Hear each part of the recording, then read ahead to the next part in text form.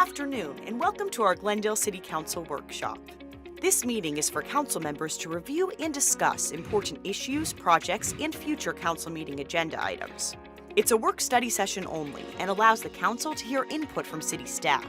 No action will be taken at this workshop, and there will not be an opportunity for public comment. This meeting is streaming live on Glendale's Facebook and YouTube pages and the city's cable television station, Glendale Channel 11. Thank you for joining us.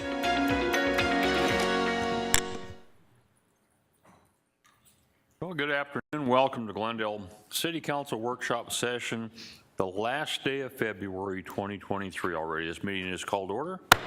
Not going to do an attendance roll call because everybody's here. If our clerk would take note of that. With that said, we're going to roll right into it. Ms. Bauer, would you introduce item number 1, please? Recycle program update. Good afternoon, Mayor, members of the council. Here to do our first item for today's workshop. Will be led by Michelle Wittenko, our Director of Field Operations. Michelle. Thank you, Mr. Phelps. Good afternoon, Mayor and Council.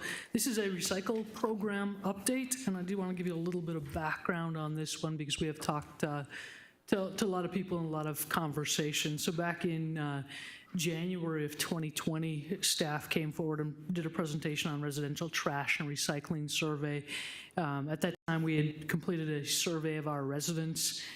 We had an incredible response rate on that one. A lot of people responded, so it told us the residents are really into recycling. They really want to recycle, and 84% of those people that responded told us that recycling was important or very important to them. And of the people that responded to the survey, 90% of the residents said that they were willing to pay more for the recycling service. Then in June of 2021, we came forward and discussed with council changes in the recycling market. And I think we've seen since we've implemented recycling, there's been constant changes in the market from what commodities are accepted and what we can sell them for. And over time, recycling's changed from really a profit center to what does it cost to recycle. But at that presentation there, we did receive consensus from council to outsource our recycling processing, and when it goes to a material recovery facility and processes the recyclables. And so based upon that, we want to really update you as to what's changed from that presentation to today, what's changed with the recycling program. Michael, give you a little bit more background, but we've continued to see some challenges. We have done some initiatives, and we're going to talk a little bit about funding and then the plan to go forward. Mayor, approximately halfway through the presentation, will be pausing and asking for consensus on a specific initiative, and then we'll go forward with just some additional information, background for upcoming budget presentations. And with that, I'll turn it over to Mike. Thank you, Ms. Wittenko. Good afternoon, Mayor and Council. So as background, the City of Glendale started curbside recycling in the late 90s, placing 96-gallon containers citywide. We currently service approximately 57,000 homes per week. Within the solid waste division, we have a group that is responsible for the recycle program. This consists of a supervisor, foreman, 6 inspectors, and 2 service workers. They're responsible for container inspections, bulk trash inspections, public outreach, and developing education materials. There have been some challenges over the last few years, both locally and globally, with recycling.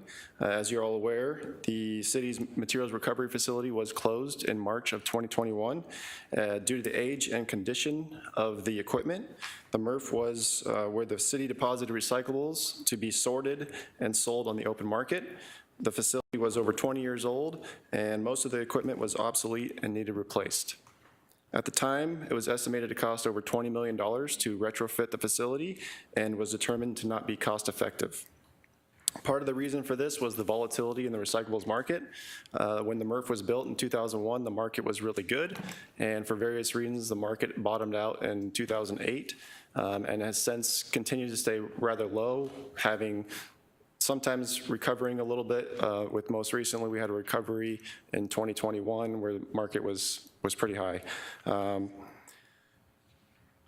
Also, throughout the years, the commodities have changed. So cardboard, the way that they're making cardboard, it's much thinner and lighter. Plastic bottles have gotten smaller, thinner, and also they're making more non-recyclable plastics.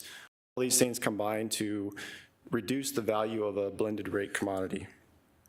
So On top of that, we've had increases in cost for processing. So as you're all aware, we've had inflation, which has increased the cost of hauling, fuel, labor, and the cost of equipment. And about the same time that we closed our facility, we had a couple other incidents around the valley with Phoenix taking their MRF offline to outside places so they can do an update. And then also there was a catastrophic fire at another private facility. So even though these events left us with limited options, throughout the whole time that our MRF has been down, we continued to recycle with our contract with Waste Management. With that being said, we are being proactive and still working towards improving our program. We're going to go over a quick overview of some of the initiatives that we're currently working on. There are two sides to the recycling program. We have our collection side, and then we have our processing side. And our collection side, we are working towards our Blue Barrel program, which I'll give an update on. We're currently finishing up a recycle education and outreach plan. And then our processing side, we have the recent processing contract that council approved, and we're evaluating our MRF to retrofit it into a transfer station. The Blue Barrel program was started in May of 2018. This program started to evaluate whether blue containers would significantly impact our recycle stream by reducing contamination and increasing participation. Council requested the program be expanded. So in August of 2019, we set out containers in 6 neighborhoods representing each council district and varying demographics. We performed 4 audits during the 4 years and had positive results in all 6 neighborhoods. Over the last 4-year period, we averaged a decrease in contamination of 15.5% and an increase in participation of 4%. The results have large-scale implications if implemented throughout the city. Staff is recommending moving forward with this program. I do have 3 options, and we'll be seeking council consensus on one of these options. So option 1 is to fully fund the replacement of the Sage Green containers citywide. This option does have a significant cost impact of $4.9 million to swap out the roughly 57,000 containers. We are pursuing a grant of $4 million, which from the EPA, which was submitted on February 16th. This would remove the burden of funding from the city.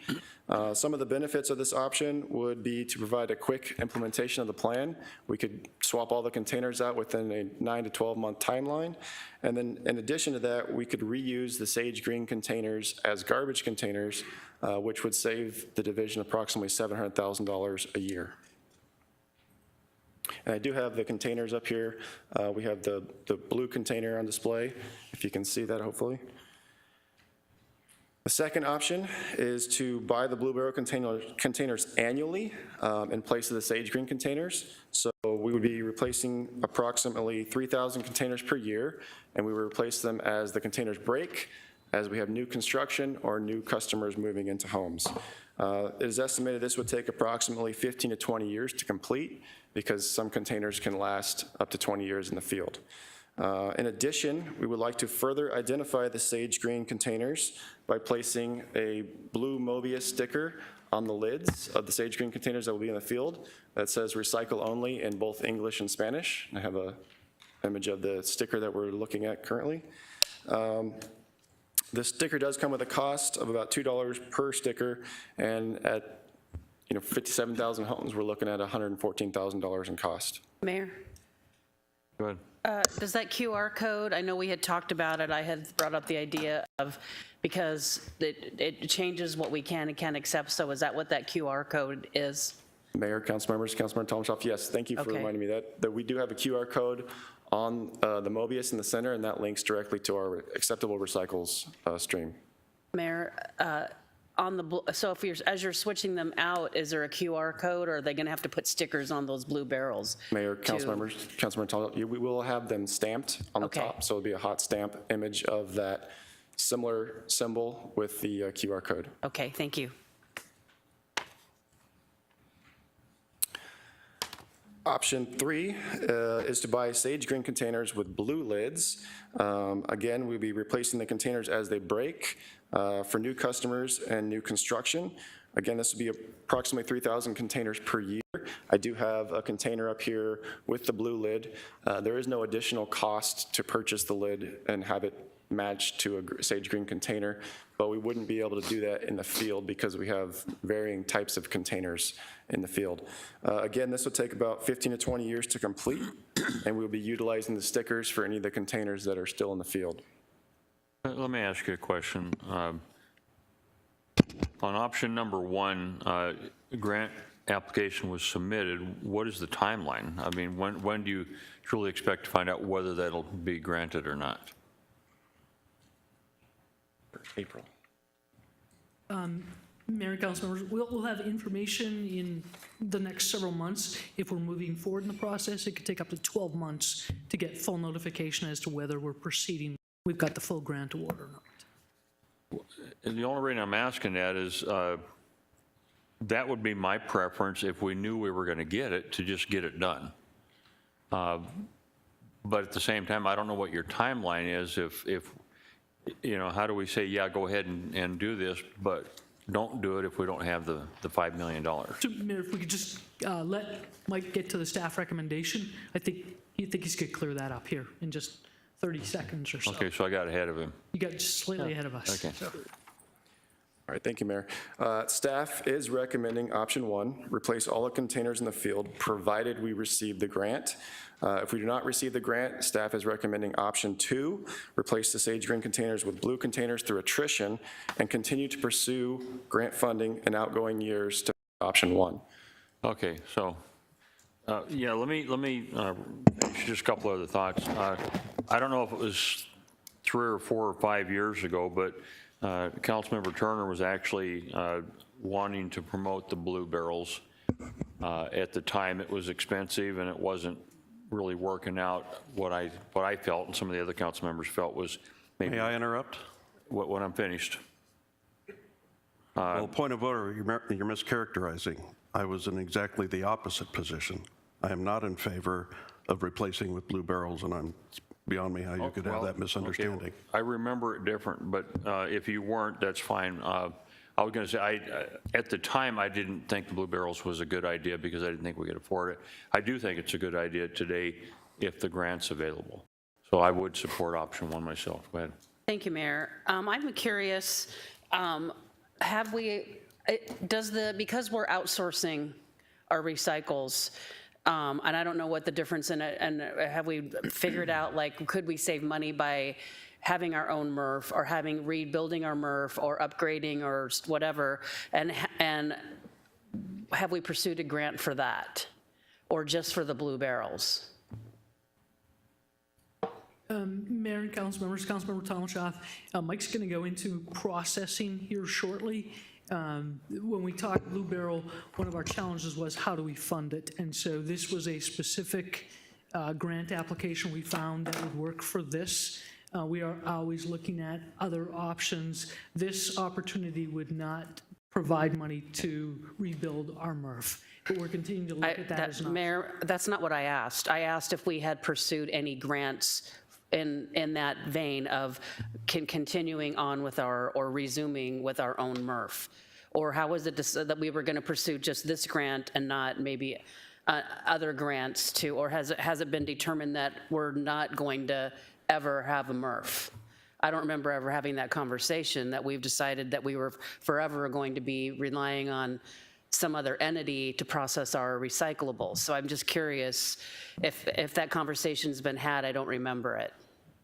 Mayor and council members, Councilmember Tomshoff, in June of 2021, we did come forward with a recycle update. It was a result of a council item of special interest asking us to do an in-depth look at recycling, and at that time we received council consensus to look at outsourcing our material recovery facility, our MRF, and that's what we did. And Mike will go into the benefits of that contract. Wasn't that because we had a fire at the MRF and it was no longer functioning? Mayor and Councilmember Tomshoff, it was really due to the age of the MRF, the inefficiency, and the cost to do so, I think Mr. Carr just mentioned approximately $20 million to rebuild them. Okay, but what I'm asking, Mayor, if I could, is have we considered pursuing a grant so we can control the cost of our own recyclables? You just said how important it is to residents, but because we're outsourcing it, we have no control over what our costs are because we're outsourcing it. So, and it's likely to get more and more expensive. So that's what I'm asking is has there been a conversation, or should there be a conversation about pursuing a grant to either reestablish the existing MRF or rebuild a MRF so we can recycle our own materials? Mayor, Councilmember Tom Schaaf, we have looked at grant opportunities. We have not seen any that would rebuilding MRF or building a MRF would qualify for. I haven't seen any. We haven't been overly aggressive with doing it because we did receive consensus from council in June of 2021 to outsource this service. If council gives us consensus that they would like us to continually look at it and make sure that we're doing the right thing, which I think we are, but we will continue to be much more aggressive at looking at could we rebuild our own MRF or material recovery facility. Who's next? Yep. Thank you, Mayor. First of all, I agree with what you said about. Thank you. I asked if I was on, and you nodded and said You're yes. on, yes, speak. Okay. First of all, I agree with your comment about if we can get the grant, I'd rather do this all at one shot rather than over the next 15, 20 years. Every time I hear that, I start to laugh. That's a long time to switch out barrels. Second thing, as to Councilmember Tomachoff's request to pursue a grant to reinvent or rebuild or rebirth the MRF Center, I don't think that's in the city's best interest, quite frankly. I think allowing our material to be transferred to another city who bears the brunt of the cost of the operation and upkeep of a MRF Center, and we contribute, but we don't have the same kind of costs we would have if we were running our own center. So I am not in favor of pursuing refurbishing or reinstituting our own MRF Center. I think outsourcing it is a far better way to go, quite frankly. The only thing I would like to have, because I'm going to be so confused when we initiate this new program, right? Because now it's going to include glass and things that it didn't include before. All I want you to do is make a refrigerator magnet. And on that magnet, list what I can put in recycle. That's all I want out of the whole world. So that I can look at it and say, oh, I can put that in recycle. Because I do try to recycle as much as possible. But I know I'm going to be confused when the new program is instituted. So that's really the only thing I'm asking is please, please, please give me a list. And you might as well give it to the rest of the city, too. Thank you. Amy? Thank you, Mayor. Question. I'm not sure that in any of these options, we really need the sticker at $115,000. We've established the Sage cans as recycle, right? Correct? And blue is obviously a universal, probably in the nation, a color for recycling. So I'm not sure that we need the stickers and use that dollars elsewhere. I couldn't find the grant that we're seeking, the $4+ million for new trash cans. But let me ask you this. The recycling programs cost money. We all know that.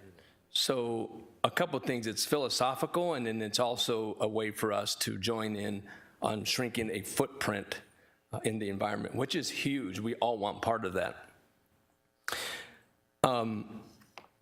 But there could also be other ways to do that. So I'm not familiar with the grant that you're seeking or pursuing, but are there other options with that grant that could have a larger impact on the environment within the city than to buy trash cans? Because we already have the green ones established. So my question is, are there other parts of the grant process that we can use those monies for a different program in city that does the same, not recycling, but reduces our carbon footprint? Mayor and council members, Councilmember Aldama, I don't remember the grant. It did come to us through intergovernmental programs, so I know it was specifically Blue Barrels were eligible. I don't remember what else might be eligible, but we can continue to look at other things that we could do across the city to impact our carbon footprint, what else we could do for the environment through grant opportunities. Thank you, Ms. Wotenko. And then further, I know you're looking for consensus today. I would hope that we could pause and come back for you to do that, because I think is it 4.9? $4.9 million is a lot of money.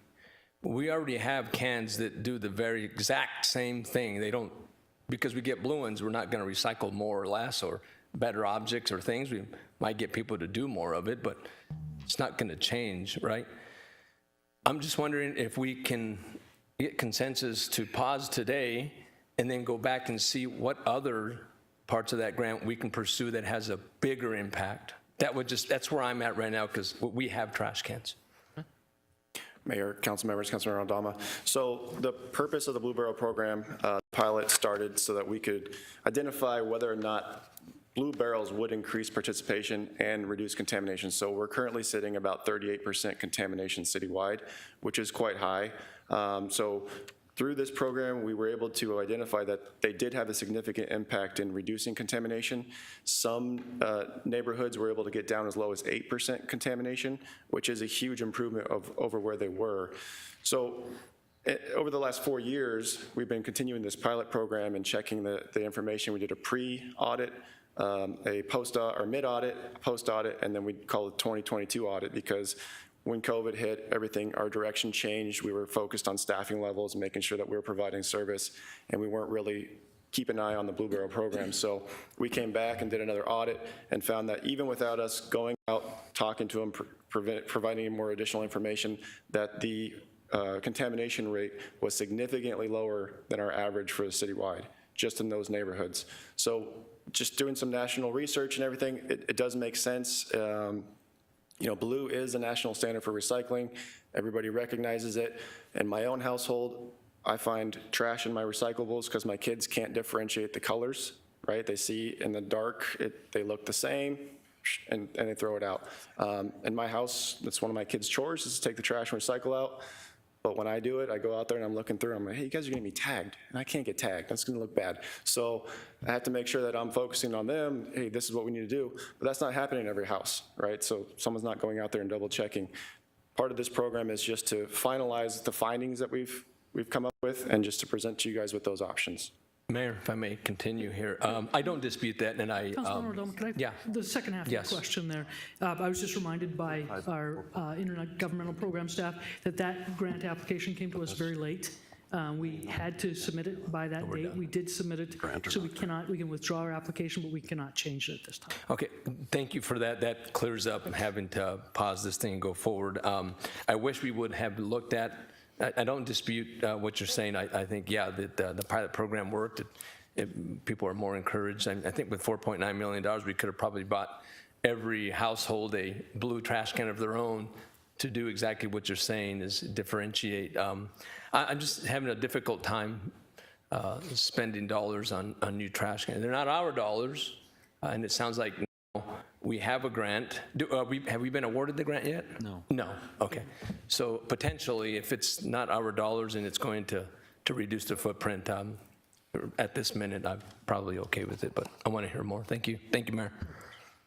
Thank you, Mayor.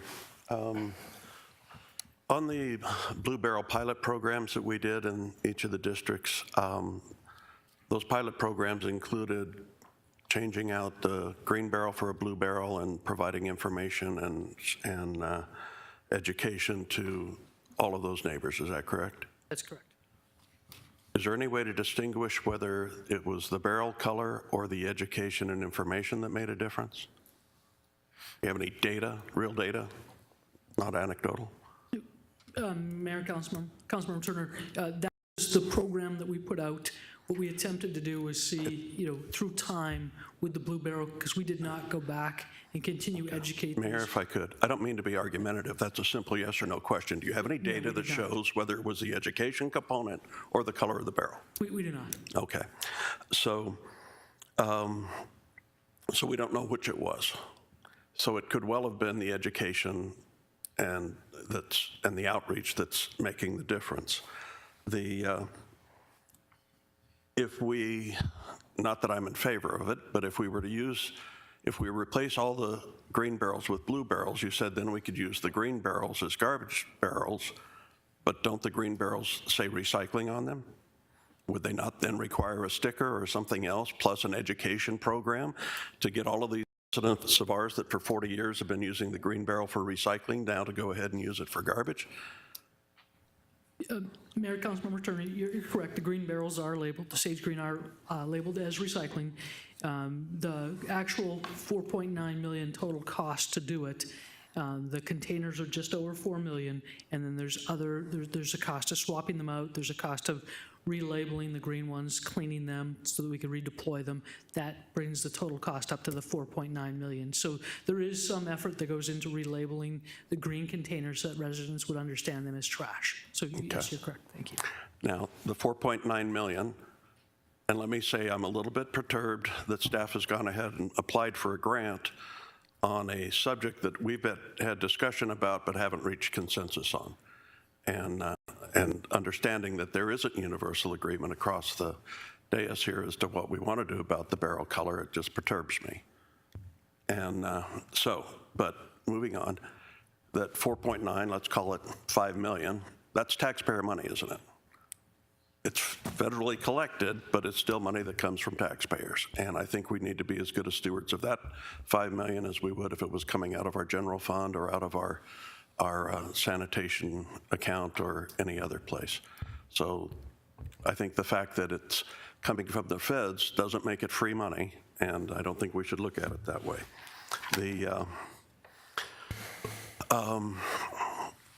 So it brings me back to where I've been on this, even after listening to all of the input. Because of the impact that it has on neighborhoods that are not HOAs, because in an HOA, your garbage can and recycling can are only out there on garbage day, and then as far as I know, they're all everywhere. They're required to be back out of sight. But the non-HOA neighborhoods, which is far and away the preponderance of my district and is probably the majority of the city still, don't have that requirement, nor were the houses built with a location in which to adequately stash, most of these cans to keep them out of sight. I think that the blue barrels, when I drive down neighborhoods in West Phoenix and in Maryvale, and you look at up by the house, these blue barrels sticking out like big sore thumbs, I think it's a negative in those neighborhoods. And the last thing I want to do is support anything that, in my opinion, makes Glendale feel more like Maryvale than like Glendale. And the color of these barrels is a Glendale product. It was put together, this color was determined and agreed upon by input from our residents at the time we went to the recycling program. It's even called Glendale Green. This has our make on it, and it's our branding. I do think that the barrels need, at the minimum, the sticker on there with the QR code. I think any refrigerator magnet ought to have the QR code as well, because that's where you determine which can it goes into, is in the kitchen. Is it going in the recycling can in your kitchen, or is it going in the garbage can in your kitchen? And that's where to me, in my household at least, that's where that determination is made, and then everything in the recycling can goes to the recycling barrel. So I think the QR code is a grand idea so that you can check at the moment you're making the decision if you're confused about it. But I do think that, the stickers, perhaps a little larger, but the stickers are the way to go. It keeps our regular neighborhoods looking nice, even on non-garbage days. And as a compromise, I could settle for the cans with the blue lid. I can understand how that might help children or people who are colorblind or our drivers in the early morning hours before the sun comes up in the wintertime, better distinguish between them. And I think that that could be a adequate compromise. And I think that between replacing on a replacement program, replacing the green barrels as they break with green barrels with blue lids, and putting stickers on everything else is the way we should go. Saves taxpayer money, it keeps our neighborhoods looking as clean as possible, and theoretically, it improves our efficiency and reduces contamination, though unfortunately we've done all of this study, but we still don't know whether it's the color of the barrel or the education that makes the difference. Thank you. Thank you, Mayor. I'm reading the eligible activities. I went right to the EPA solid waste infrastructure for recycling grants. And eligible activities are establish, increase, expand, or optimize collection and improve materials management infrastructure. I think that would probably be a MRF. The creation and construction of tangible infrastructure, technology, or other improvements to reduce contamination, extend or increase, optimize capacity for materials management, establish, improve, expand, or optimize end markets for the use of recycled commodities, or demonstrate a significant and measured increase in the diversion recycling rate of quality materials collected from municipal solid waste. So that's probably where the blue barrels come in, is under that last category. Which, you know, I mean, the contamination's a problem, and it's a good thing to be trying to. But I still don't. I think the reason we decided to outsource was because we didn't want to use, we didn't want to use funds from the solid waste for to rebuild a MRF. That was where the cost. So I don't remember being told that the operation cost of a MRF was more than outsourcing, because we're subject to capacity of other places that are taking our recyclables, and we're subject to, you know, shifts in markets where we can't control the cost if we're outsourcing it. That's my point. So have we looked at just what the operations, not the capital, just the operations would be, and whether that would be more or less if we were able to get a grant to restore the MRF and bring it up to where it needs to be, and then just the ongoing operation, is it the same cost, more of a cost than what we're paying? And I think we're now using Waste Management, but we're at some point going to move over to the city of Phoenix. But there's literally, you know, I mean, they could just decide that they don't have room for our materials anymore, and then what do we do? So, I mean, I just feel like it's a little short-sighted to not be looking at all options. If we could pursue a grant to get our own MRF, then we can control our space, our capacity, our cost, all of that ourselves. So I don't know whether there's a consensus, at least. I don't know what it would hurt. We have a lobbyist. There's $275 million in federal money available. At least to take a look and see if there's any grants available that would help us, so that we can, then the point is, you said how important recycling is to our residents. We can't promise that we're going to be able to long-term recycle, and I know there are cities that are picking up recyclables and taking them to a landfill. I think that's really not a good thing to be doing, but we can't guarantee the long-term viability of a recycling program if we're relying on outsourcing it. That's my point. So, thank you. Mr. Phelps? Mayor, members of the council, so going back to the workshop, because we had quite a bit of discussion on it, I want to remind the council there were a number of factors that led to the decision to go with the outsourcing contract. One of them was cost at that time. Two was the amount of money it would be required to do the capital improvements, which would have resulted in a rate increase. And this council was very specific at that meeting about not wanting to increase rates. So just those two things. The third is the Build Back Better grant was only really allowed us on December 15th. We had a really short window.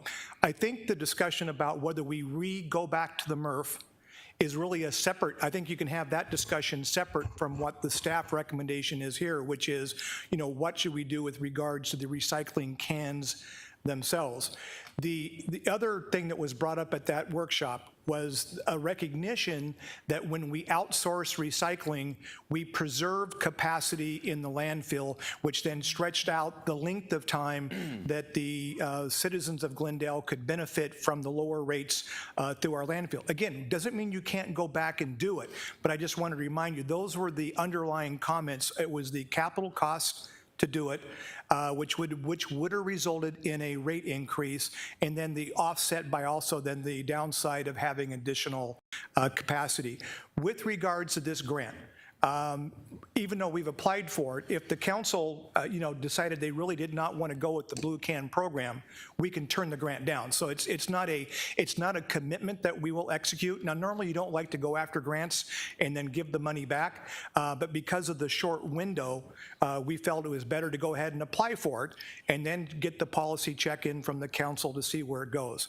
And then just final, what I would recommend to be thinking about is, if the difference of going between changing the color had a small impact, then I think that's one thing. But in this particular case, we saw 15% improvement on contamination, and we saw a 4% increase in participation, almost a 20% swing. So I think that's why the staff recommendation is to go to the blue, is because it was measurable difference with how the recycling program went. And so again, I think we can still pursue the MRF, and we can go after, if the council would like us to pursue other, capital dollars to go in so we wouldn't have to do a rate increase, we can certainly do that, but that's what the conversation was. Mayor, if I could, to respond, that was, Thank you, Mayor. And take them in order. I know, but I was still Couple of talking. comments from all of the discussion that I we've wasn't had. finished. This will be, if we get the money, it's a $4 million grant that we would get? That's correct. Okay, that's 90% of the cost of doing it immediately, because I think you used a figure of 4.9 million to change them all out in a year. So my first question is are you going to wait to do anything until you hear back regarding the grant? That's my first question. Mayor, Councilmember Clark, staff recommendation is option 1 if we get the grant, but otherwise proceed with option 2. So we would start, given council consensus, we would start today ordering blue containers versus the sage green. So any replacement we do starting today, and then if we find out we get the grant, we would do the rest of the containers at one time. But we would start, and I think Mr. Carr figured out that we should actually start at the areas which need the most impact, start with the ones that are the highest contamination rate. And I think he'll get into some of those improvements we want to make internally in the next half of the presentation. So what I'm hearing is your plan would be to order some to implement the 15 to 20-year changeover, but if we get the grant, we'd up the order and get them all at once. Is that? That's correct. Okay. All right, because that's important to know.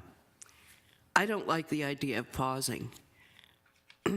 Every time I hear let's pause, I keep thinking, excuse me, that we're here to make decisions and we keep pausing, like we're going to get some kind of new, better information that's going to make the pause viable. Let me say something else too. Your department is one of the departments that I admire the most. You run an excellent, both of you run an excellent department. People, I don't hear people complain about their trash pickup. I mean, if they're missed, you call your office, you get out there the same day or the very next day and pick up that missed site. You're one of the most responsive departments that I have ever had to deal with. You're very responsible when it comes to money. City money, taxpayer money that is spent. You don't do things lightly, and you certainly do a great deal of research before you bring something to council, all of which I value. So you're not proposing this without having gone and done a lot of research, thought about it a lot, and then come up with recommendations for council. I think that there was a comment made that there was not an understanding of why spend money now to get blue barrels. But if it reduces the contamination rate and increases efficiency, do we not see cost savings as the recycle goes to wherever we transfer it?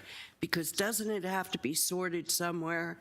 And didn't I remember from our previous conversation, if it's sorted at their end, they charge us a certain amount or take away a certain amount from what they pay us because they had to sort our recyclables? So first of all, did I hear that correctly at some point? Mayor, Vice Mayor Clark. So our current contract, the way it's set up is we have a blanket residual amount, excuse me, and if we go over that threshold, we're charged additional amounts. So staying under that threshold, we're charged a flat rate. But we had a contract before where we had an incremental amounts where if we met certain benchmarks, it was lower, but this current contract does not have that. Okay. Because I think that's important. You pay a little money now to save money down the road. And I get back to this thing about why do we have to have a MRF? We flirted with a MRF for what, 20 years? And it never was profitable. We've had all kinds of problems with it throughout the 20 years. It's been nothing but like pouring money down the drain to try to keep that MRF operational. I'd much rather be paying somebody else to bear the cost of operating the MRF and us simply contributing to it. I think that's far more important. I would like to see you move forward, hoping that you get the grant, but at least order the first batch of blue barrels that constitute a 15, 20-year changeover. And then if we get the grant, just do them all at once. And, stop futzing around with this. Let's make a decision. Let's decide today. Let's take some course of action. Thank you. Mr. Milner. Thank you, Mayor.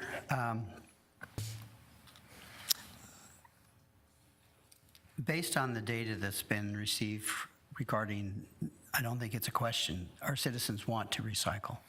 So the next question is, are we going to provide an easier method for them to decide how to recycle? And I've done some experiments in my own neighborhood, talked to people that I saw were putting things in the wrong garbage can and tried to educate them. But it really boils down to the two colors. Really, people can't sometimes, even if there's a label on it, and many times those labels have worn off. If it were stamped in there, it'd be different, but it's not. And I think the blue barrel is really the way to go. I think statistically it shows that we have seen significant improvement in the data, showing that people recycle more, they recycle better, and I think we need to go that way because that's what our citizens want. They want to recycle. And for me, personally, I think the blue barrel really distinguishes. Blue is the recycled color of the world. I mean, you see it everywhere. Everywhere you go, you have a blue barrel somewhere, and it means recycle. People don't have to look, they just know blue means recycle. And I think that will eliminate many of the problems that we are currently having that I've seen in my neighborhood, and even within my own household, as was stated earlier. Sometimes you drop it in the wrong one, not realizing, I put mine in a certain order, and if they're not in that order and it's night, it's very easy to drop it in the wrong one. But if it were a different color completely, that wouldn't be happening. So I'm very much in support. I think we need to decide today if we want to go with the blue barrels or not. I personally support doing the full color change out. The lid might be a compromise, but at this point in time, I'd rather just go with a full purple or a blue barrel. The other point I wanted to make was kind of brought up already about the MRF. And we had some pretty detailed discussions when we had discussions some time ago, and I was very much in support of outsourcing because I've been out there. I made a video out at the landfill. I saw the issues that were going on. I saw how it was operated, and talking with your staff many times and you personally, that having our own MRF wasn't as efficient, perhaps, if we had somebody outsource it. Yes, we won't have total control of our costs, but in my opinion, our costs aren't going to go up any more than any other MRF would. And so I don't think that's a valid argument that we can control our costs, because you really can't control the cost if it just happens. If inflation happens or other costs go up, there's no way for us to really control that, and having our own MRF isn't going to help us control those costs any more than another facility that is also trying to control their costs. So I'm in favor of moving forward with the blue container as well as outsourcing, continuing the consensus we already have about outsourcing the product to another organization that can take care of that. And I understand doing that, we can actually increase our ability to, for example, I believe you said we could add glass to the recycling container, which many of my citizens have asked that many times. Why don't we recycle glass? And to build a MRF that recycles glass as well, I mean, I know the cost is going to go up significantly. And so, again, my point is, let's do the blue barrels, whether we do it over time or right away if we get a grant. I think we need to move forward and make that change in the color and continue to outsource. Thank you. Thank you, Mayor. I just want to clarify, was the education piece only for the people who received the pilot program, or was the education piece done citywide? Mayor, Councilmembers, Councilmember Chalmers, we do, Mike mentioned the staff that we have, and we have, and I'm going to get the number wrong, 4 or 6 inspectors, and they're out every day, and their primary role is to educate. When we did the blue barrel, with the barrel came education material. So there's 2 components. We do But only households that received the blue barrels got the education material. You're literally only interacting with people who were putting the wrong things in the container otherwise.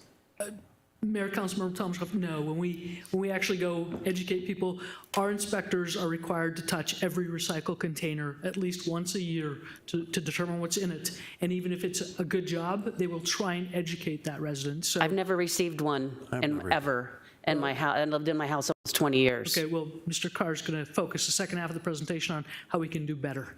And So my question is then, what is the education? I mean, I've lived in my house 20 years. I've never received, only once when I had a party, and I got a red thing on my, because people I had guests to put the wrong stuff in my recycle container, and I had to sort it and clean it. But I didn't even get anything with that. I just got a red tag with like a citation kind of thing. But I've never received anything else from solid waste about educating me on recycle. So I'm wondering, because with Mr. Turner's, did we only really focus on educating people who received the blue barrel? So how do we know whether it was, I mean, I admit, I go out there at night, I take the trash out and the recycle out, and I have a very, very considerate neighbor who will put my cans away for me sometimes, and he puts them in the opposite order of how I always have them. And so it's dark, and I struggle to realize which one is which, because they're kind of the same tone, so it's hard to identify. So give your kids a break. It's hard to tell the difference in the dark. It really is. So, but my point is, I do agree that the blue barrels are easier to identify, but I still am not sure, because I've never received any education material myself. Was it successful only because they received information that none of the residents did? So, Mayor, Councilmembers, Councilmember Chalmers, to your point, our education program is inadequate, and that's what Mike's going to talk about here shortly. Part of when we came back and we talked about the Blue Barrel program, what we found talking to people was they recognized the color blue was associated with recycling. And so we felt that was an important component because we heard that consistently. And so that's why we're recommending, that's part of the reason why we're recommending. Okay, Mayor, but I'm still trying to understand, did just the people who got the Blue Barrel, that's my question, receive the full educational materials and just the people who were in the pilot program? Mayor, Councilmember Tolenshoff. So what they're referring to, and as Michelle alluded to, I'm going to get to our whole program, Recycle Education Outreach Program. We're developing and redeveloping what we're currently doing and try to improve the program. When these Blue Barrels were put out, and this is long before I was here, but they were given an information packet, essentially, with some information about recycling, what's accepted in the recycle program. To my knowledge, it isn't anything different than what we've been putting out for the last 5 to 10 years as far as the magnet, flyer, calendar, and some basic documents. It's the same stuff that we've been doing and hasn't had the same effect on residents that didn't have the Blue Barrel container. And then to that same point, as I mentioned, due to COVID and other reasons, we reallocated our thought. We were going towards making sure that we had enough people to service the city. We weren't providing any additional information. So it was a one-time, they got the barrel, they had the information, but there was no additional education components to that other than the first initial drop-off. Okay, Mayor, if I could. I know, I remember the conversation because it needs to be, I guess, however you're distributing it, but also social media.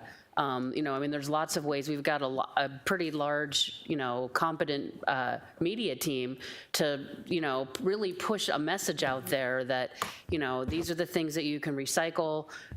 And I think the idea, Councilmember Turner's idea of putting the QR code on the magnet is a good idea because today you may be able to recycle plastics 1, 2, 3, 4, and then, in a few months it may be different that the market shifts and it changes. So that's why I thought the idea of the QR code was so good because you can change what we can take. We can at least try to eliminate stuff that is going to be, we may have to pay because it's not supposed to be in there. So I think that because I know in house that I have the trash and recycle in the kitchen. So, and I think most people do have both receptacles in their kitchen. So if you can, I don't know whether people would go back and keep checking back. That probably needs to be part of the education is that, it's a fluctuating market and it changes. So you may want to periodically check to see what we can accept. I think that needs to be part of the education piece, but everywhere we can put that QR code to make it easier for residents to do that, to check, I think is a good thing. So thank you, Mayor. Way down the end. Thank you, Mayor. Well, likewise, Councilmember Tolenshoff, I've never received, to the best of my knowledge, I haven't received anything on recycling education. And I live in constant fear that I'm going to be caught with a greasy pizza box in my recycling bin, and I would pay attention to it if I had received it. So I have a proposal. Let's just cut to the chase, get this behind us, try to find the best of both worlds here. If we get the grant, let's move forward with replacing all the recycle bins with green bins with blue lids. If we don't get the grant, as attrition and replacement occurs, let's shift them all over to green barrels with blue lids. Let's just shift to green barrels and blue lids based on whenever the federal money comes in or doesn't. If we're using local dollars, then we can decide what pace we want to do it at. If we get federal dollars, we can do it more quickly. Let's just, we're apparently never going to get the data as to whether it's the color of the bin or the education that goes with it that makes the difference on the quality of the recycling. But I'll give in. Let's just go to green barrels with blue lids and move forward with it and let that be it. Thank you. Thank you, Mayor. Education. Cost less. I've got refrigerator magnets for bulk trash collection that I follow religiously. I have another magnet that shows what I can recycle and not recycle. It's posted on my refrigerator. The calendars come that goes to every household that has a section on recycling. And then you attend every fair, every district meeting, nearly every event that occurs in Glendale. The sanitation people have a table where you spend a lot of time educating people about bulk trash, recycling, whatever it is that they're interested in. I think it's one of the more intense education programs that the city offers. So if you haven't gotten anything, then you never got the calendar, which has a section on recycling. I didn't look at the calendar because I use my phone, which I think is what most I'm people not do. talking about phones. Most I'm people not throw their talking about calendars in the Through the trash. chair, please. I'm just talking about available material that this department provides to every resident. So I think there is very strong educational component that occurs with this department. So I just wanted to kind of refute the idea that because you haven't received anything doesn't mean that they're falling down in their job and in educating the public. I think they do a terrific job. Thank you. Mayor, Mayor, you said I was after Turner. I'm sorry, what? Go ahead. Thank you, He is. appreciate it. Couple things here. I didn't hear an answer to Councilor Tomachoff's question.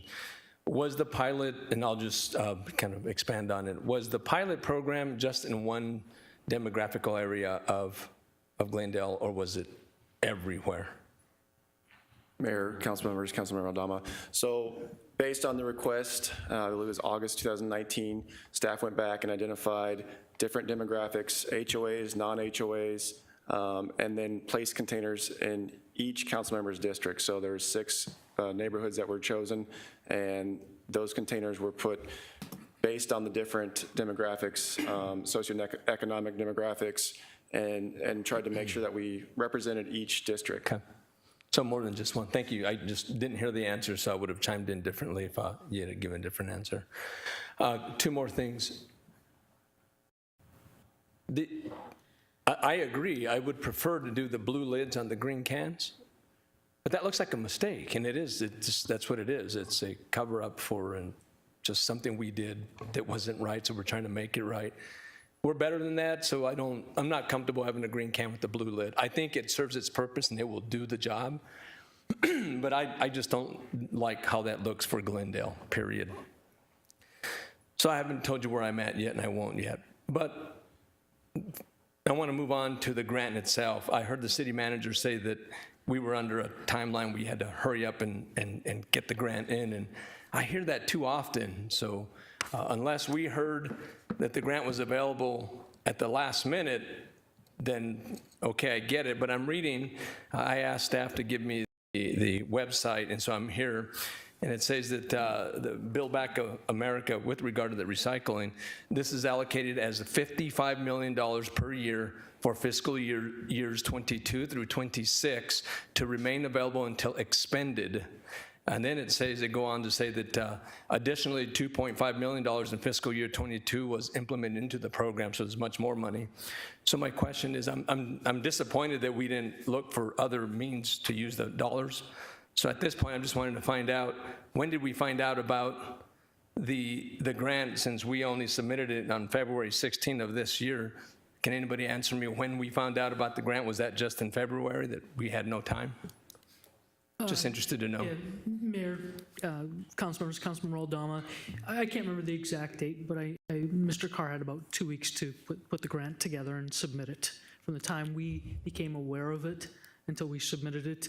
And the conversation was, let's go ahead and submit it, let's have the conversation with council, we can withdraw it. But it's an opportunity to try and do it, and that's what we did. So We do recognize that we were late in finding it. We did not have a grants coordinator. The city does have a grants coordinator. They hired him about 2 weeks ago. I met him yesterday. So we're looking at getting much more proactive and better at that. But we had about 2 weeks to put this together. Well, thank you for that, and that's good for people to hear that we just don't have somebody to sit at a computer and look for grants that are available to the city, and I understand that. But it also says that until expended, I don't know if anybody's looked to see if the grant, you said the grant was closed, but is it closed because all the money is gone now? I don't really need to know that right now. I read this and I thought, well, why were we such in a hurry? But that explains why we were such in a hurry. I didn't understand why, but I'm gonna have to take your word for it, and I will. I was just curious why we were in such a hurry. I got my answer. Thank you, Mayor, for now. Mr. Yu. Thank you, Mayor. I remember it was a long time ago that we talked about the cans and the programs, and thank you for refreshing our memories. I guess it looks like we're down to a beauty contest, and as I'm looking at them, I agree with Councilman Dama, the one with the blue lid and whatever that other color is, just doesn't look right. I want to move forward, and let's do the blue can, and I'm sure we'll do what it's designed to do. People recognize it, just like we talked about. It is for recycle, and let's just move forward. Thank you, Mayor. I've got a couple questions. Every year we have to replace a certain amount of cans that are damaged or destroyed. The recycling cans that we currently have now, on average, how much do we spend per year to replace the current recycling, that Linda Blair looking green? Yeah, Mayor. So currently, as I said, we do about 3,000 cans per year, and we do budget about $700,000 per year in container replacements. Okay, so that in itself should be taken into account. I'm sorry. I'm trying to clarify, that's both trash and recycle container replacement, 700,000 a year. Okay. I just want to make sure we were clear on that one. So it's not just recycle. I'm only interested in the recycling, again, that color. So approximately half of that, or slightly under half of that. Around 350,000 that we're going to spend, period. We already know that every year. So it's not like the money coming in from the feds, if we got it, we're wasting that money. We're not wasting it. We're just taking advantage of it, saving our taxpayers money that if we don't take, some other city or some other state somewhere else in the United States will end up with. It's going to be spent. Just why would we want to bring it home and cover our cost? That's one thought. I don't like the abomination of the different colors. I really think that if there's two cans sitting up near your home, I think that's more offensive than just the solid blue can. I mean, that's my personal view. And then one other thing I wanted to point out, I guess I'm the only lucky one here, but I actually had, and I brought this up in a previous council meeting, but I actually had the trash police at my house years ago, and I think most people might remember me referring to that. I had my recycling bin inspected and found out that we had put some stuff in it that the city was not inspecting at the time. So I know that there has been a program. There were people going out, looking into recycling, trying to educate people, because besides the calendars and all the things that Councilmember Clark pointed out, I also got the trash place at my house, and they made certain that I knew what I could and couldn't do. So I don't know if we've been doing that over and over and over, or because COVID really messed us up a lot of different things, but I don't know what the best way to educate people is. Everybody has so many different medias that they pay attention to and that they don't. We could spend a fortune trying to educate people. The one thing that I think everybody would agree with is that blue is absolutely the most identifiable thing that you can do for recycling, just flat out. So I guess I have, and I'm going to ask one more time, but it sounds to me like I heard a consensus for the blue cans. My concern is that, again, what you first proposed, that if we get the financing for it, I would support that. If not, then I think that we need to wean our way into it, or better yet, apply for another grant if that grant process allows us to keep doing that over the years. So, any comments from anyone? Mayor? Go ahead. I just wanted to say, I don't like the green cans. I understand the idea of the cost savings, but I think that looks too retrofitted, I guess is maybe the right word. If we're going to do it, I think we should do the blue cans. And I thought, if I could, I just wanted to ask, because I thought I had heard this. I had residents that asked me, because I guess they drove through some other neighborhood and saw the blue cans, and I had people ask me, how do I get a blue can? And so I thought I remember hearing that the feedback was that people who saw the blue cans wanted the blue cans. So do you have any, feedback on that residents that didn't get part of the pilot program but saw them out on the street wanted to know how do I get one? Mayor, Councilmember Tomshoff, I don't have any numbers to give you on data, but I know that we've received other inquiries from residents, and we just let them know that it's part of a pilot program and that we're looking into it, and let them know we'll be bringing it forward to council for review. Yeah, I think that there's always a place to put it if you don't want it in view. I mean, I think just about every house has a gate. That's where mine is behind my gate to my backyard. I know some people, especially recycle, I mean, recycle should have it's not like you're throwing away food in a recycle can, so you could even put it in your garage if you wanted to keep it out of sight. But I think pretty much most households have some place to put both their receptacles. It's not in the front yard in plain view. So I don't support the two different colors. I don't think it looks good. I think it looks like the city's trying to, retrofit, which is exactly what it is. And I don't like the look. Thank you. Okay, so I'm going to ask, do we have a consensus on option 1? Yes. Yes. Okay, I have heard consensus on option 1. Would you like to continue with the other part of it? Thank you, Mayor. I just want to point out, while Vice Mayor Clark thought our education outreach plan was adequate and we're doing some things, one of Mr. Carr's goals when he first started with the city was to look at what others were doing and recommend a better, because it's tough to believe we're doing a good job with the amount of contamination we have in our recycle program. So our goal is to always look at what we do and get better, and that Mr. Carr will now go through our recommendations for our education outreach plan. This next session of the workshop, we're not asking for consensus on.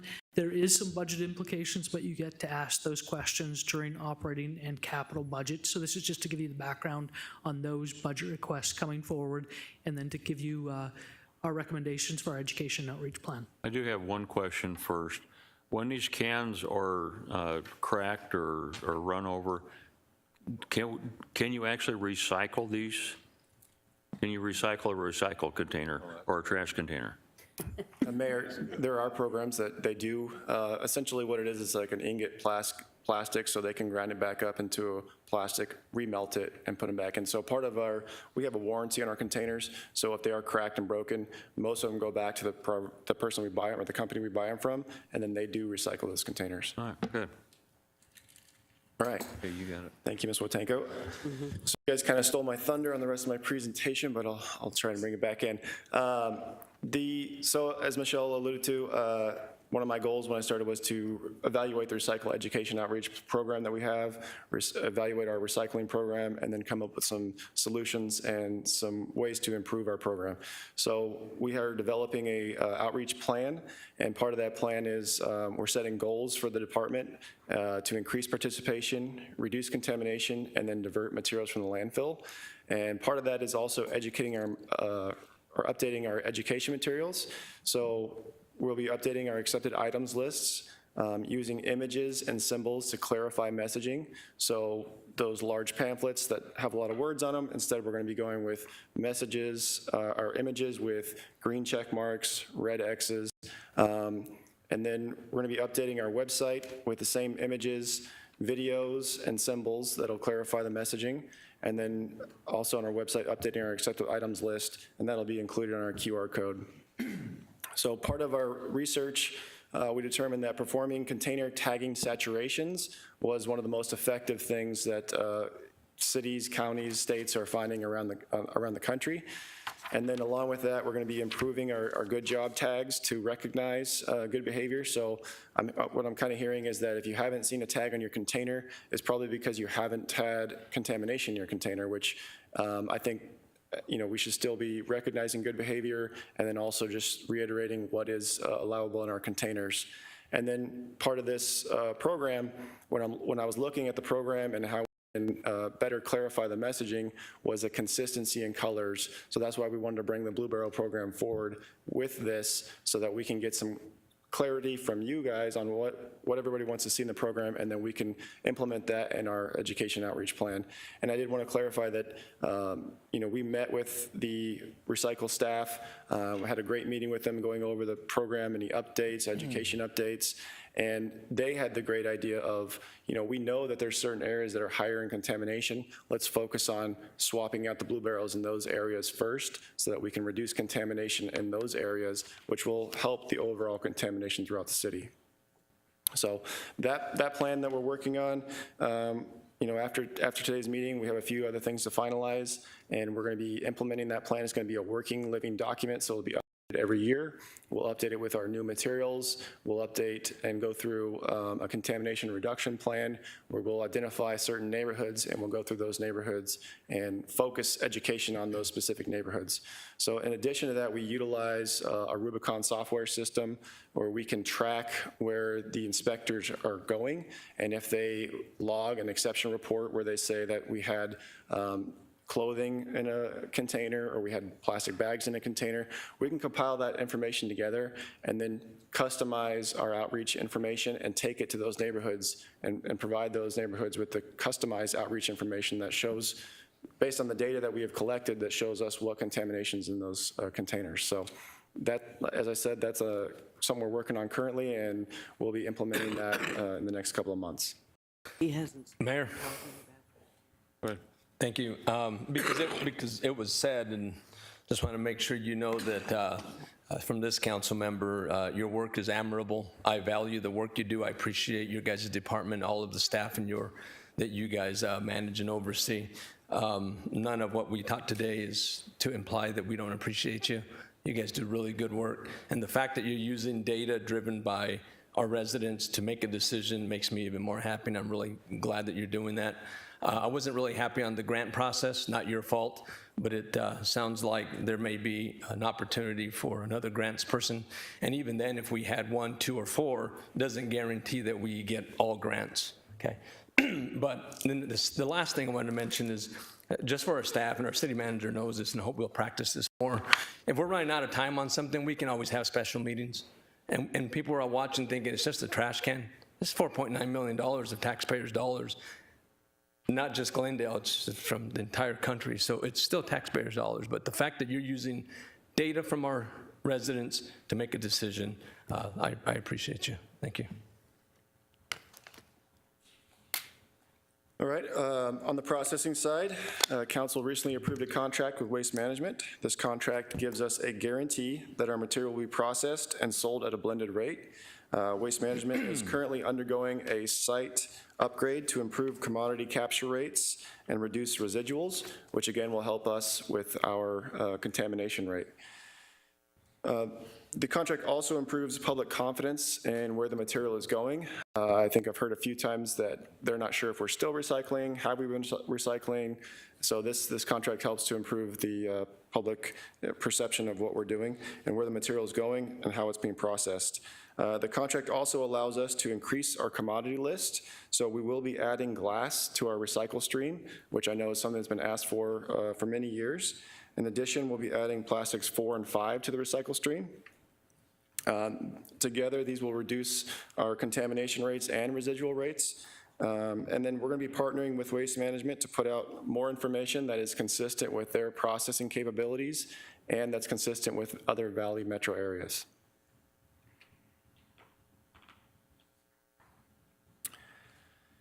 In addition to the contract, we are evaluating better methods for transporting the recycled materials. To provide some background, we are currently sending our trucks directly to Waste Management's facility at Deer Valley and 303, which does add significant miles and time to our routes.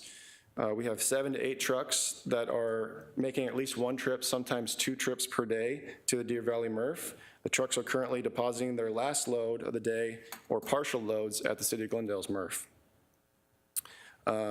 As you're aware, the City of Glendale's MRF closed in 2021, but the building is still intact and a great place to drop our materials. Our current recycle routes are all based on the materials recovery facility as their drop-off point.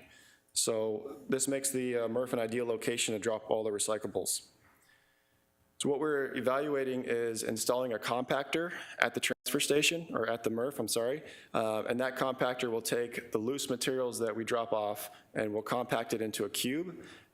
Those cubes will then be loaded into a transfer trailer, which will allow us to maximize our weight and increase our efficiencies. So essentially, we'll be able to load 7 side load trucks into one transfer trailer, which would then go to the MRF. In addition to that, we do have a current transport contract in place. Having this compactor in place will allow us to rebid that contract and then reduce our hauling costs by increasing our efficiencies at the site. The cost to retrofit is $1 million, and that includes the compactor, realigning the conveyor system, upgrading the electrical system, and then installing a loading platform. $500,000 of that is in our current FY23 budget for the MRF under MRF improvements, and the additional $500,000 will be submitted through the landfill and MRF CIP in the FY24 budget. There will be a cost savings in time, fuel, and shipping that we are not able to identify today, but when we bring the contract forward for the hauling and transportation, we will be able to provide council with the cost savings. Mayor? Go ahead. Thank you, Mayor. Question. You said that you would be able to save money on the rebid on the hauling contract. Can any of that savings be, again? Okay. Now it's on, right? You said that we would be able to save on the rebid of the hauling contract. Can any of that savings from the hauling contract be applied to that $500,000 for fiscal year '24? In other words, reducing the ask. So instead of $500,000, maybe it's $400,000 or $300,000. Mayor, Vice Mayor Clark. So in order to realize the savings, we have to first purchase the equipment and install the equipment, and then the savings will be realized through the MRF's operating budget. So that's a no, thank you. No. You gotta spend it before you can save it. You have to spend it before you can save Yeah. it. All right, now I'm going to go over the cost of the recycling program. Through our current processing contract, we pay $100 per ton for processing, and that's at the Waste Management MRF, and we're paying $38 per ton for hauling costs. The costs are budgeted annually by the MRF for the services and result in an operating budget of $1.7 million. This does not include the revenue or credit for the blended rate. Since the rates are so volatile, we have to budget the entire amount just in case there is no revenue realized. Additional costs include education materials. This includes our tags, calendars, our share of the calendars, and magnets, at a total cost of $48,000. And then we have additional material and outreach costs, which the $120,000 is for education distribution. $31,000 of that is in FY23, and then $89,000 of that will be coming through an FY24 supplemental. The sticker cost is on there of $2 per sticker at 57,000 homes at $114,000. Mayor? Just a question regarding the funding. Now, is this cost for processing, is that net of any revenue that would be generated from the recycling, or is that just the figure we are paying and there's no additional revenue that comes in for the value of the recycled materials? Mayor, council members, Councilmember Molnar. So we pay a flat rate of $103 per ton for processing cost, and then we do receive a blended rate back. So a portion of the blended value we receive back as a credit. So it really depends on the market. There was times throughout the last year we've made money as little, $14 a ton instead of paying processing, and then there's times we're paying $76 to $80 a ton for processing. So with the market being as volatile as it's hard to really say what the average is and where we're at. Thank you. Thank you, Mayor. The stickers, I thought the stickers were part of one of the 3 options with regard to the cans, what would these stickers be used for? Mayor, Vice Mayor Clark, yes, that was part of option 2 and option 3, but that doesn't mean that we're going to be including them. If the consensus was option 1, if we get the grant, I'm not sure that we were going to be. I still don't understand. Are we going to be using these stickers or not? And if so, how come? If they were part of option 2?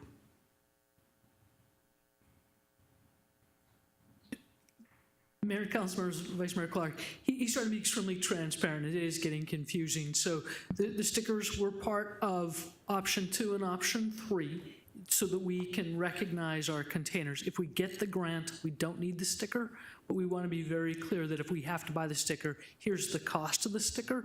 The only thing he's letting you know on this slide is what's in red, the $89,000. If we want to redo our education materials and do this saturation that he talked of, that would be an additional cost, and you would see in the operating budget supplemental an $89,000 request if you want us to do that blitz. That's all we're doing, is that $114,000 may not come into play, but if it does, that's what it is. We wanted to give you the full cost of recycling today. Okay, thank you. Thank you. On your, we're talking about the additional material and outreach costs.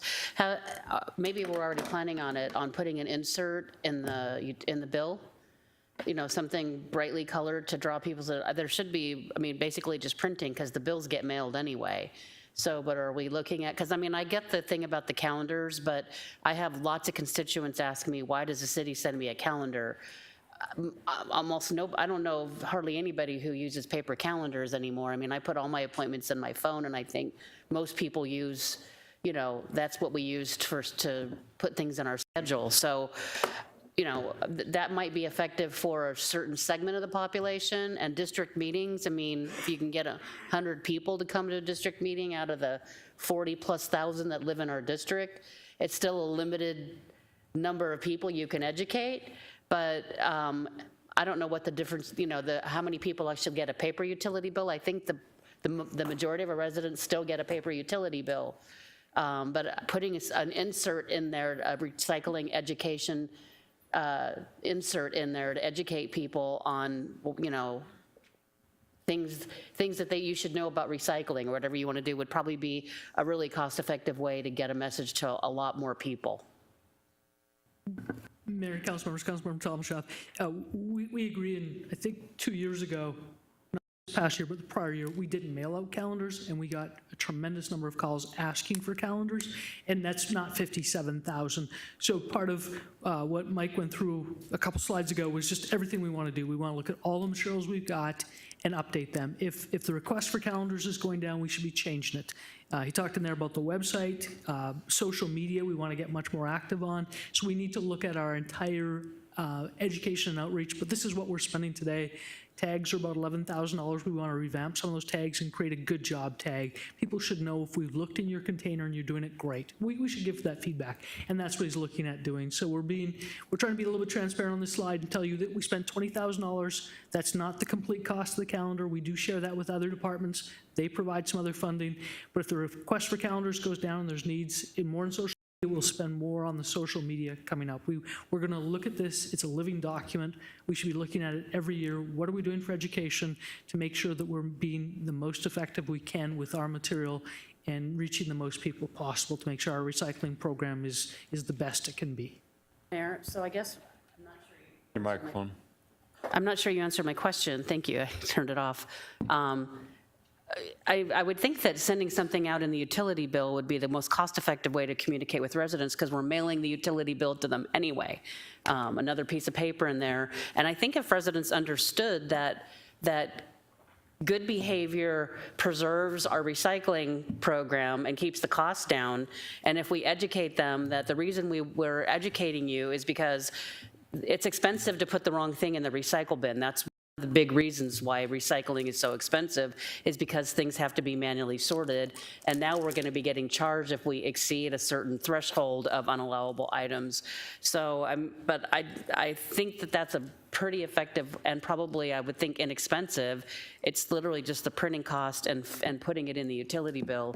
And I know we did it for something, we put an insert in there about something that we changed probably about a year ago. We put an insert in the utility bill, and I remember the costs not being that much to do something like that. So if it was brightly colored and I think people want to do the right thing. That's my point. They just don't know what the right thing to do is. So thank you. Mr. Phelps?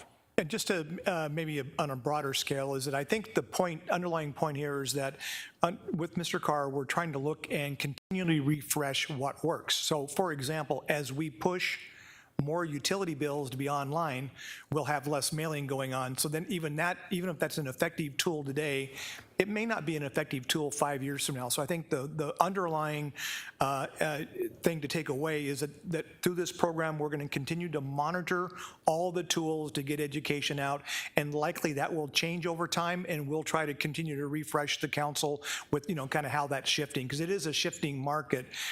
You're right, calendars 10 years ago, 20 years ago probably served a different purpose than they do today with as many phones, and we just can't be static on our education.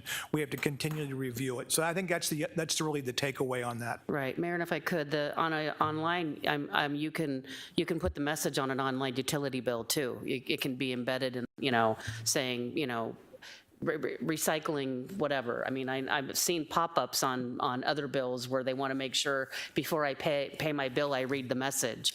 So, I mean, we can still get them, even if there's going to be people who never want to do the online bills. I mean, there's a lot of people that just don't want to, they want to get the paper bill, but there's still a way to educate people who do online payments also. Thank you. That all you got? One more. Sum it up. In summary, we are going to be completing and implementing the Recycle Education and Outreach Plan within the next couple of months. One of the exciting things is we are adding glass and plastics 4 and 5 to our recycle stream. We'll be working to finalize the Blue Barrel program with guidance from council.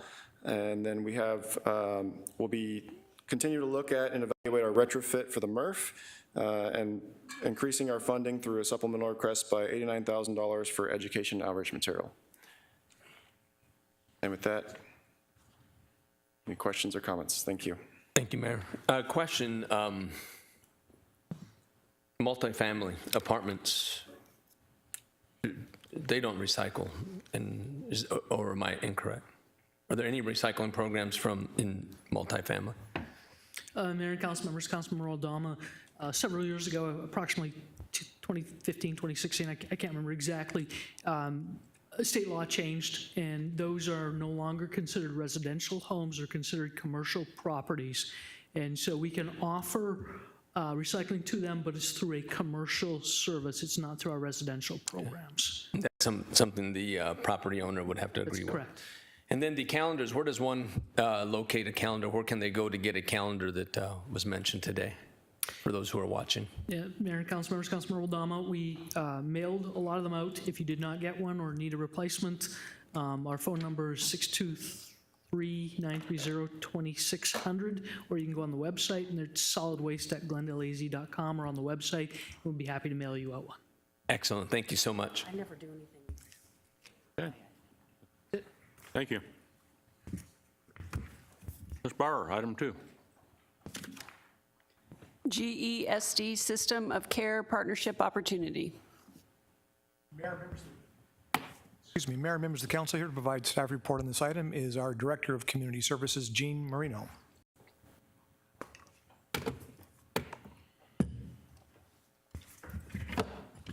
Thank you, Mr. Phelps. Good afternoon, Mayor and Council. There we go.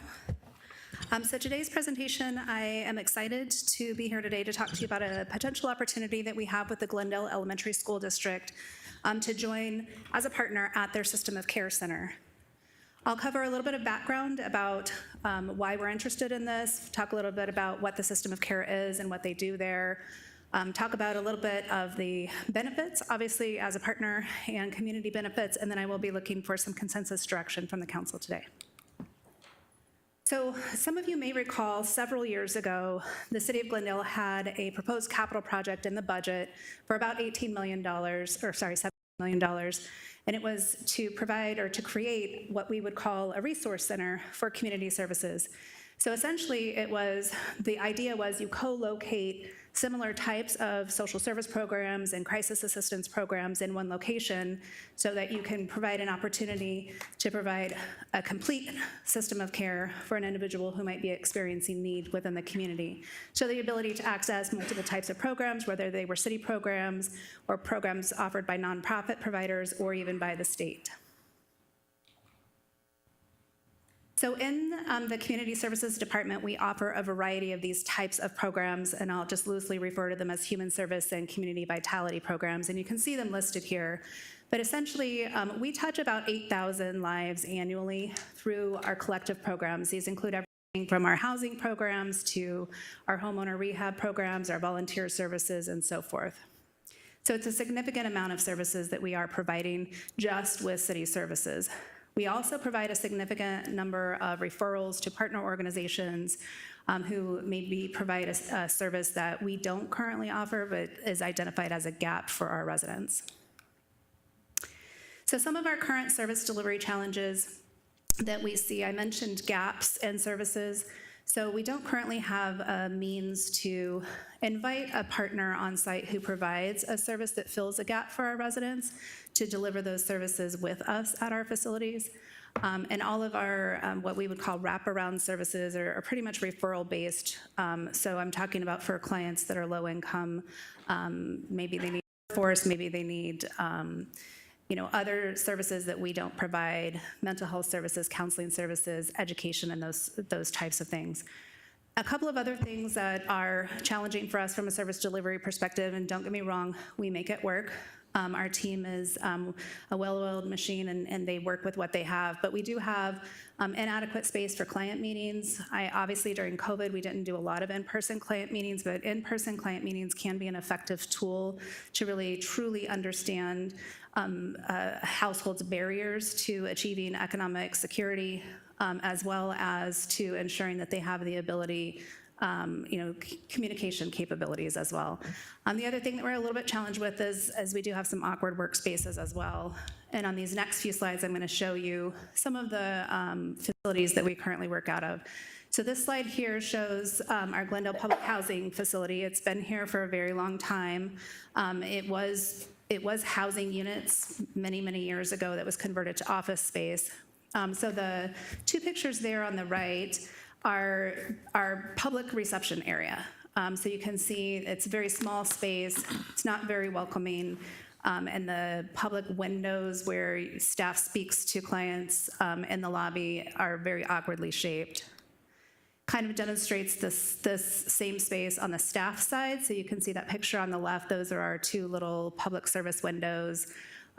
We don't have adequate space for client meetings, so if we do have a family that comes in, we have one small conference space that we can work in, but if you have a caseworker or multiple caseworkers that need to meet with clients consecutively, it's very challenging. We just don't have the space within within caseworker offices, and then very, very small workstations. And then these are some photos of some workstations that we are currently using in our community action program. You can see they're shared offices, so there's not any way that you can sit down and have a meeting with a client in a confidential manner. It does get to be a little bit challenging when you have two caseworkers on a phone call at the same time. It's just not ideally suited to the kind of work that we do currently. So a little bit about the Glendale Elementary School District and their system of care. So in 2016, GESD began projecting enrollment declines, and they began working with their board on opportunities to repurpose some of the facilities.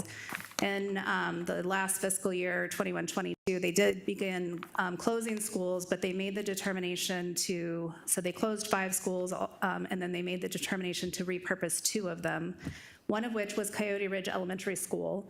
And I'll show you the location on the next couple of slides, but this facility was built in 2001, and their vision for this is exactly what that resource center that I kind of mentioned to you previously that we had this vision for many years ago. But essentially, they have done it. They've created a system of care center. And essentially, their vision is to provide those community-based services for the community. They don't have to be Glendale Elementary School District households. It's just for anybody within the community. And the idea is, again, to provide that continuum of support, to fill in gaps in services, to ensure that families have everything that they need to be successful and to take advantage of economic opportunities. So this is the location, 7677 West Bethany Home. They did open as the System of Care Center in August of 2022. They have some full-time providers on site currently, and then some part-time providers, and they are still working to fill in their gap. You know, they're doing their service analysis to fill in additional gaps. But these are some examples of the different little centers that they have on the campus. It's a fairly large campus, and I'll show you the overall site plan momentarily. So these are the current partner providers, and again, it ranges everything from, they do some food pantry services a couple of times a month. They have on-site counseling and substance use and mental and behavioral health. They have access application assistance, different parent workshops, literacy and education, and it kind of runs the gamut. So they've done a really good job of assembling some strong partners. And are very interested in having the City of Glendale as a partner at the campus as well. They do have a plan to provide medical and dental services at the campus, and the reason I mention that to you is because a few years ago, we had done an analysis of our public housing clients, and that was a gap that we had identified specifically around dental services. We've been trying to figure out how do we bridge that gap, and this would be a perfect opportunity to do that. So this is the aerial of the school or the system of care. So you'll see it's located between 75th and 77th Avenues along Bethany Home Road. It does back up to Choff Farms there. And so it's a fairly large campus. If you can imagine a standard, typical K-8 school campus, that's exactly what it is. You know, you pull into the parking lot, you walk up to the campus. The first building would be your traditional office building. That's going to be their welcome center.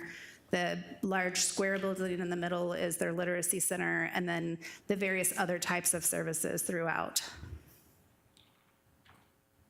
So this shows the proximity of the facility to our qualified census tracts in our community. So you can see that we would still, this facility is about 3 miles from the current city hall. So it is still within close proximity to our primary service delivery area. And then it is located along significant transit corridor as well. So the partnership opportunity that we have is to completely relocate the Human Services and Community Vitality services to the campus and take over that building that I'm showing there on this slide. That's Building E. It's about 12,000 square feet. The school district is willing to allow us to use that building without any cost in terms of a lease. They would be interested in entering into a 5-year lease with us with optional renewals. So there would be no monthly rent or leasing fees. We would require that we mutually provide each other with 12 months of notice if we were to mutually not want to continue to stay there.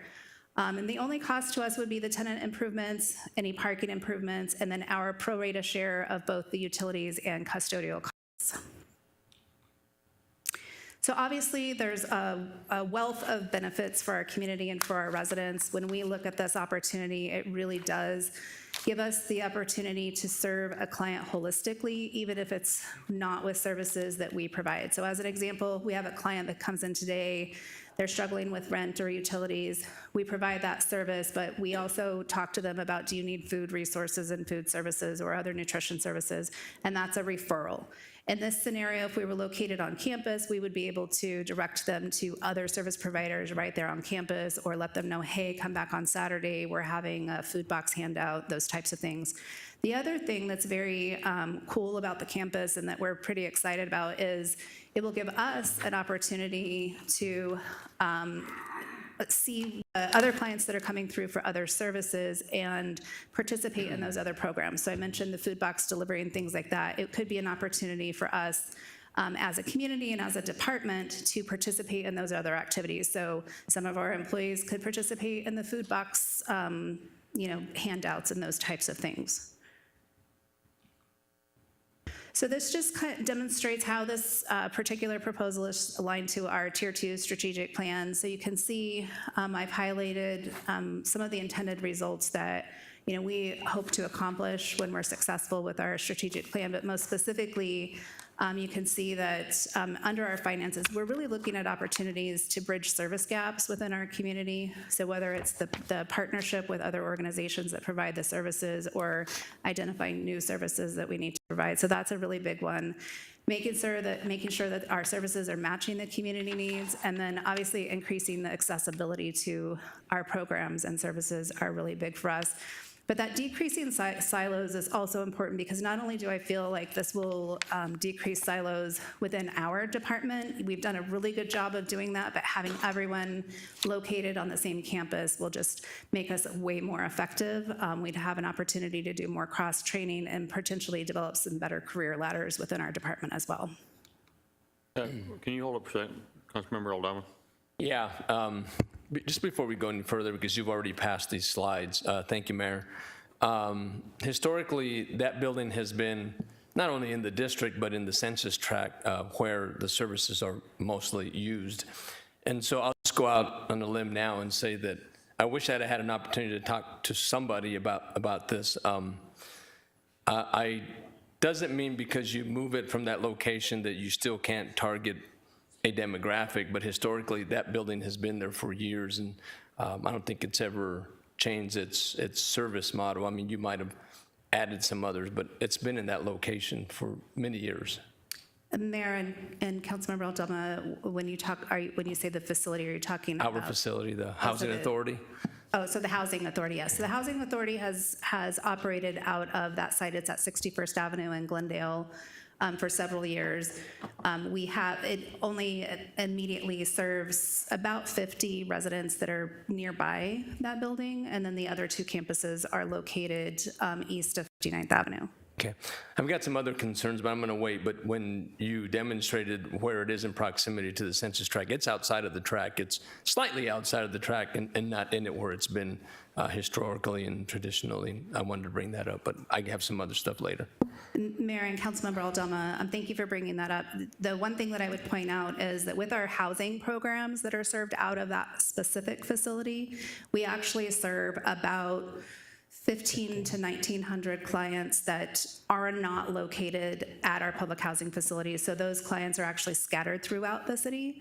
And so that's another reason why we think that it is a good benefit to housing all of those services at one campus, because right now, essentially, only 155 households are being served out of that building currently, and that is not exactly adequate for the delivery of services, and it's not exactly a welcoming environment. So that's one of the reasons why we wanted to ensure that we're including public housing as part of this proposal, because we do feel like our public housing clients deserve to have better amenities and access to our services, as well as other wraparound services in addition. Thank you. You're welcome. So the tenant improvements that I mentioned is one of the financial responsibilities that we would be taking on as part of this project if it were to move forward. So essentially, the biggest things are going to be remodeling bathrooms, because as you can imagine, the bathrooms within that particular building were designed as boys and girls bathrooms for children. So that would be the big one, as well as creating the reception space and the client meeting rooms and the secure back office area. We would look at repurposing one of the areas to have just a small kitchenette and break area. It might do dual purposes for a conference space as well, for meetings and different things like that. And then ultimately, it's the build out of the office and workstations. A potential future item that we may need to consider is parking improvements. Currently, the facility has about 100 marked parking spaces.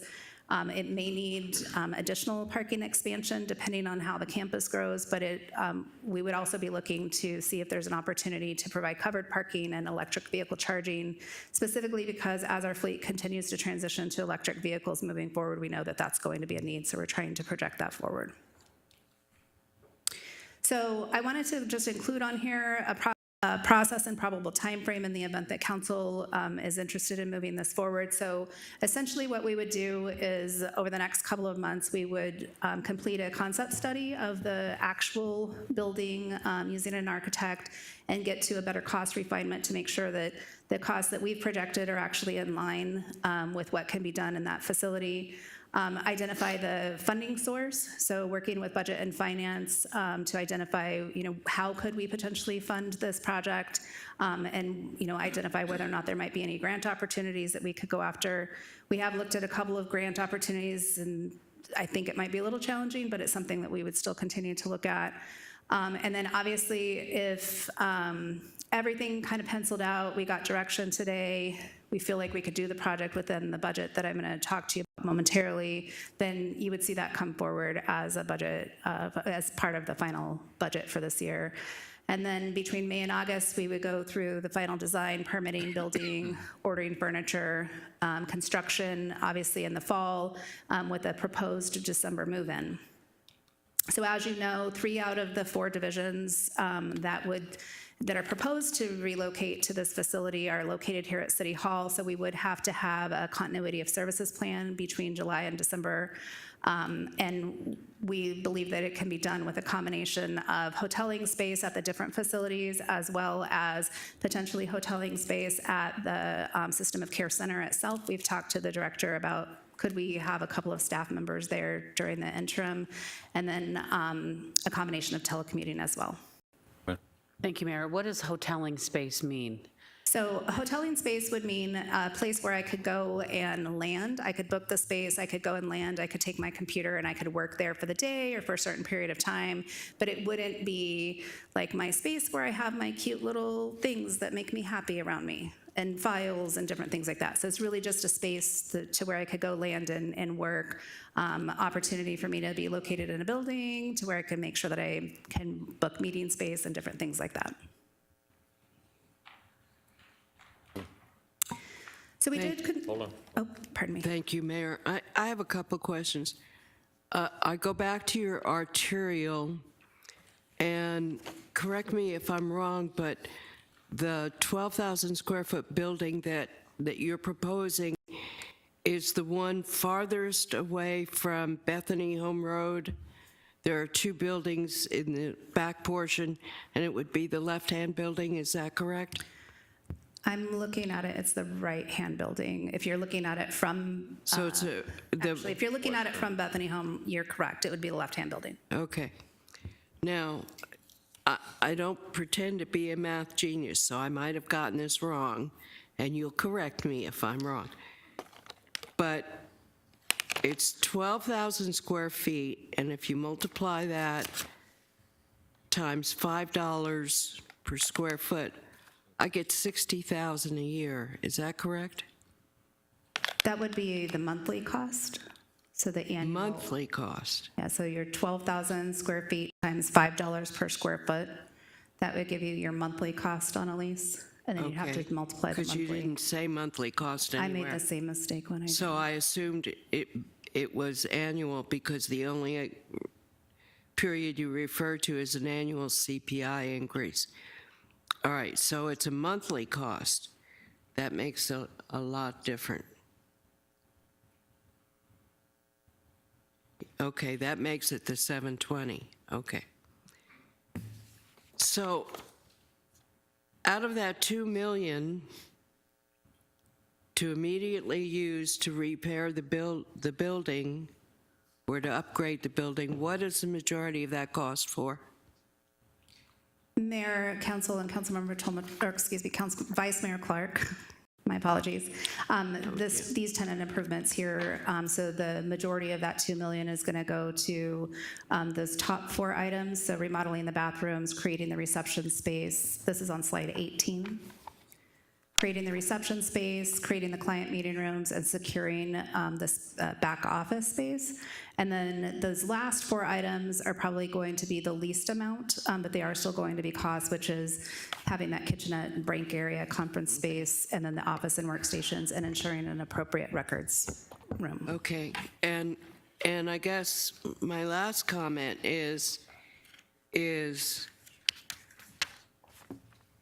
it might be in the qualified census tract, but it's in the very western tippy portion of that qualified census tract. And I understand there's a bus route, and that's the only thing that saves it as a viable site, is the fact that there is public transportation that can get most people to the site. I'm not sure the location is that great to provide services to the people that need the service, but I will tell you it's a great opportunity. So even though I don't think it's particularly well-placed, I do think it is a good opportunity, and I would have to support it grudgingly, but I will support it. Mayor? Thank you. So what are the total costs of this? Can you lay that out? I see $2 million immediately, and then $1 million potential future, and then the operating costs. Can you tell me what's this going to cost the city overall? Mayor and Councilmember Aldama, so where we're at in this stage of the process is we've estimated the cost based on the most recent construction project that we did, so the sign building. So we took the cost per square foot of doing those improvements to the city specifications and applied that to this. And so that's where we came up with the $2 million. To get to a more refined number, we need to do that study that I mentioned. And so, but we expect that the $2 million will be adequate based on what we know about the most recent construction projects. However, obviously, construction costs continue to increase. So at this stage, I'm comfortable in my conversations with both facilities and engineering that the $2 million should cover it. If it were to be more than that, it shouldn't be much more, and I would ask that it probably be, value engineered to get within that budget. Okay, thank you. Mayor, if I may continue, so you have the $2 million, plus you have $30,000 of operating costs, and you also have a lease agreement payment that we have to pay. Is that correct or not correct? Mayor and Councilmember Aldama, no. So the one-time cost is $2 million. Annual ongoing operating for the first year is $30,000, and we expect that that's going to remain fairly consistent for the duration. And there is no monthly lease cost. Okay, just the $30,000. Correct.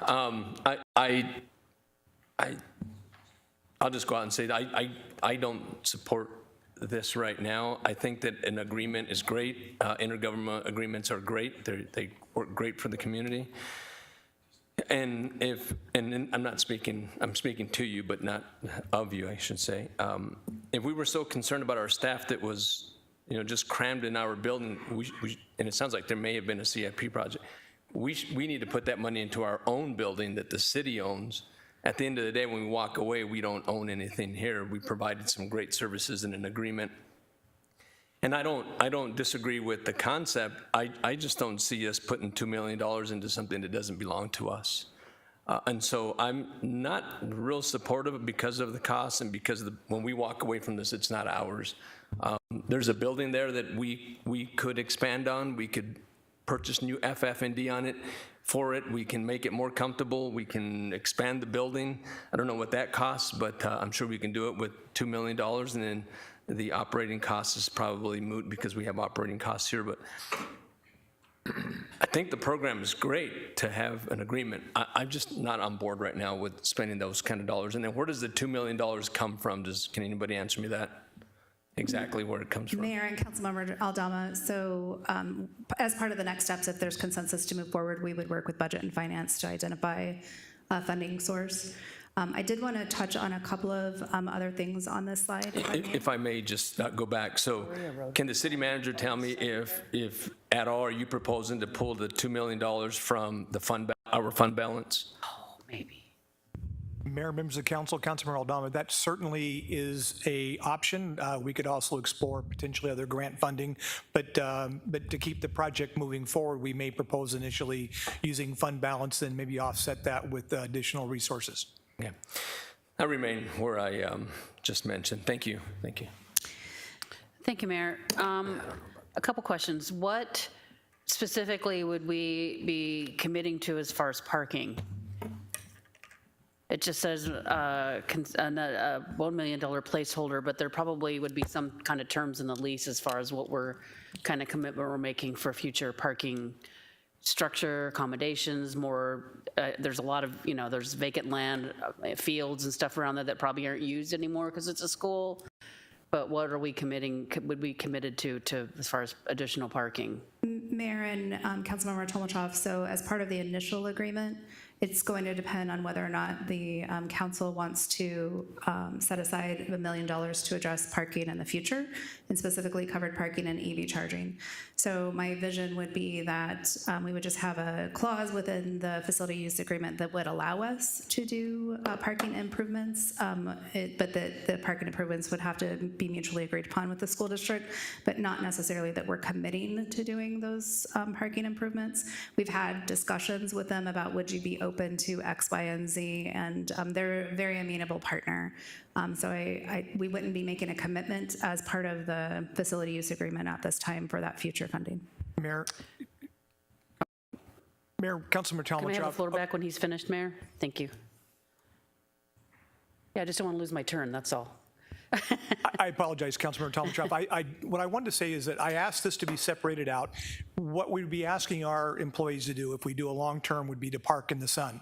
But I wasn't ready yet in my mind. We want to see if this collective, kind of services really benefit our user, which is why we're doing this, is ultimately make it easier on the people who need our services. And so I felt like we could continue to see how it works and then probably want to come back and maybe identify covered parking for our employees. I mean, they do such tremendous work of really interacting with those who are seeking our services. But as we know, it can be very, very challenging in the summer months. And so I wanted to identify that as a project, but we want to make sure that we get into it and this project is achieving everything that the council would want to have. So I apologize for interrupting, but that was kind of the thought there. Thank you. I just didn't want to lose my place, Mayor. So I think, I guess, I see Councilmember Aldama's point, but the idea of being able to have,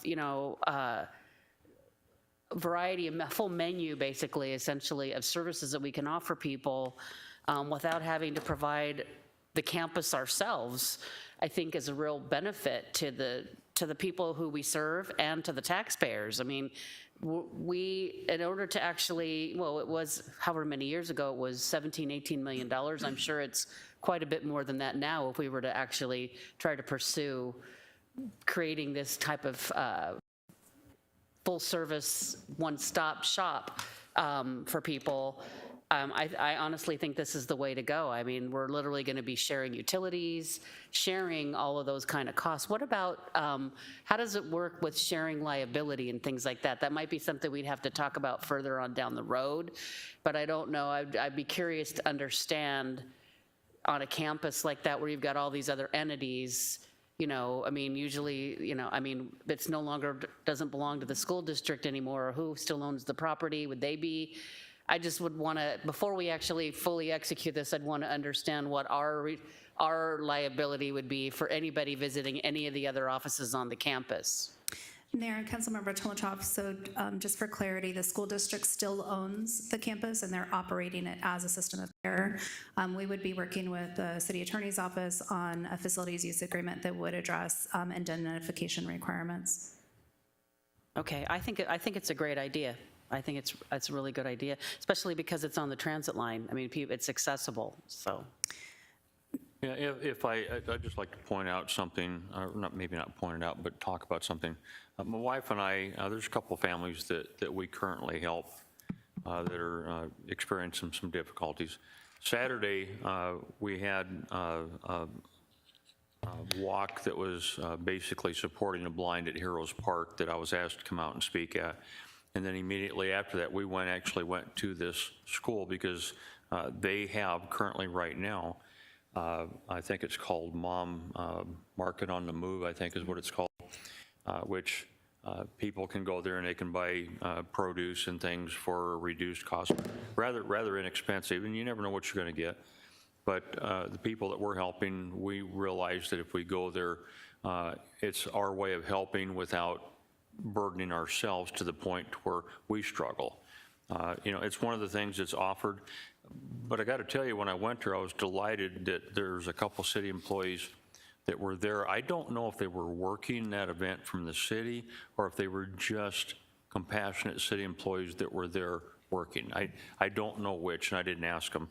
But I think this is the kind of stuff that we have to start looking at the big picture, maybe not try to be so much into one little area, but understand that if we have the availability of people on buses, and if people need to get over here, I'm sure that there are opportunities that we can get them bus passes, things if they can't afford to drive there. But, you know, is it the ideal location? Probably not. But we need something, and I think the more wraparound services that you can get people and all the different needs they have, I think are going to be much more beneficial to our citizens. So I do support this myself. Thank you. So just to continue on this slide, I did just want to point out, we used a very conservative estimate on the cost per square foot of what a lease might cost us. So we used the $5 a square foot, and when you multiply that out, you can see that if we do a $2 million investment of capital, we reach a return on investment in year 3. And so I am seeking council consensus on 2 pieces. One, consensus to work with the team to identify $2 million for one-time tenant improvements and $30,000 for annual operating costs to pursue this co-location opportunity. Again, recognizing, to Mr. Phelps's point, that this will be an opportunity for us to test to see if this model works. And if it doesn't work, then we move back to City Hall when City Hall is reconstructed. The second piece. Before you do the second, let's do this first one. So is there a consensus on the first one? I have a comment. Okay. Okay, so we have a question here and a question here. Yeah, I just want to be clear. The location is not a problem, being on the cuffs of the census tract. That could work. My issue is spending $2 million. It's working now, I get it, they're pretty crammed. So the location is not a problem. I have no problem with that. But I do have a question, some more comments. We're part of the project here at City Hall. Were we making space in that project for them to come over here? Mayor and Councilmember Aldama, are you specifically talking about public housing? Yes. Okay. All the operations there. So when we started going through the planning process, my request was that when City Hall was reconstructed, that they do be included, because at some point in time, we need to account for the need to redevelop the public housing sites. And so at some point, they're going to have to be relocated anyway. So yes, it was on my wish list. There was never a commitment on whether or not we could actually make it happen, because they're still working the number of people we have in positions, et cetera. Correct, and so that's where I was going. It makes more sense to use those dollars in the project to bring them over, as you suggested, than to spend $2 million on a building that won't belong to us at the end of the day. So I just want to be clear. Great concept. I think a relationship with the school district is great. Having it all in one place is great. I don't want anyone to be misconstrued. I'm not willing to spend $2 million of our dollars, and we don't even know where we're going to get it from to complete this remodel at the elementary school district. I just want to be clear with that. Thank you. I thank you, Mayor. I want to clear something up in something you just said, that this would replace the city's one-stop center? Is that what you're inferring? Mayor and Vice Mayor Clark, no, it would not replace. There's a lot of other services outside of community services that are going into that one-stop center. This would just mean that the city's human services and community vitality programs would remain at the System of Care Center. And if needed, we would still work out mechanisms to ensure that residents who showed up at City Hall would still be able to access those services. And I think Councilmember Aldama makes a good point, though. And I would ask this of the city manager. How far would that $2 million go toward the one-stop center incorporating these very services that would be at a different location? I think that is a valid question to ask. Mayor, Vice Mayor, members of the council, we can certainly get you a number. I mean, typically, we're going to see tenant improvement, raw cost, probably be in the neighborhood of $150 a foot. So based on 10,000 square feet, it's $1.5 million. So on 12,000 would be obviously slightly higher. We didn't really approach it based on necessarily just the money part of it. What we really got excited about was taking our client and saying, what is their interest? Would they prefer to be in an area where we can refer them to other wraparound services rather than to say, you come to City Hall, we provide those services for you, and then we give them a map of where they need to go maybe for something else. So I think really what drove Gene's interest from the community services really at the end of the day was driven by how can we best serve a population that oftentimes gets kind of run all over town, oftentimes shows up in buildings that are kind of secondary quality.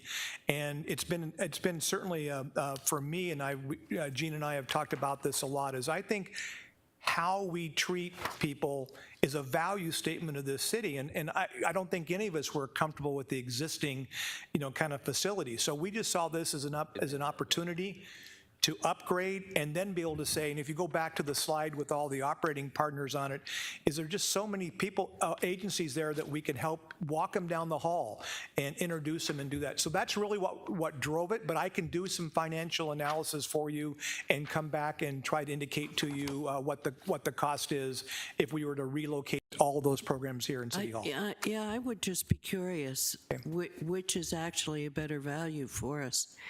And then that leads me to another question for Gene.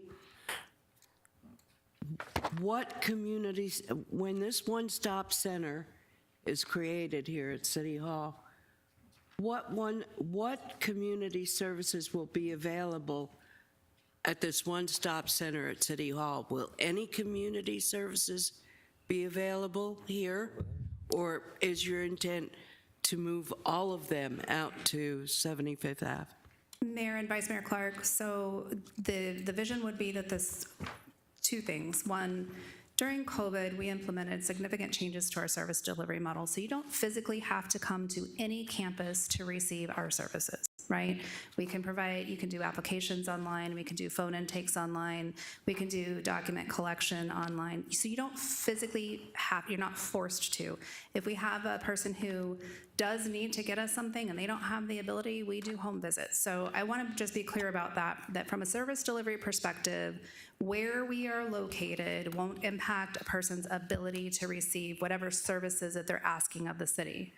The benefit to the campus setting, however, is that we can then work with that family and that household on what are those other gaps and connecting them to those other service providers in real time.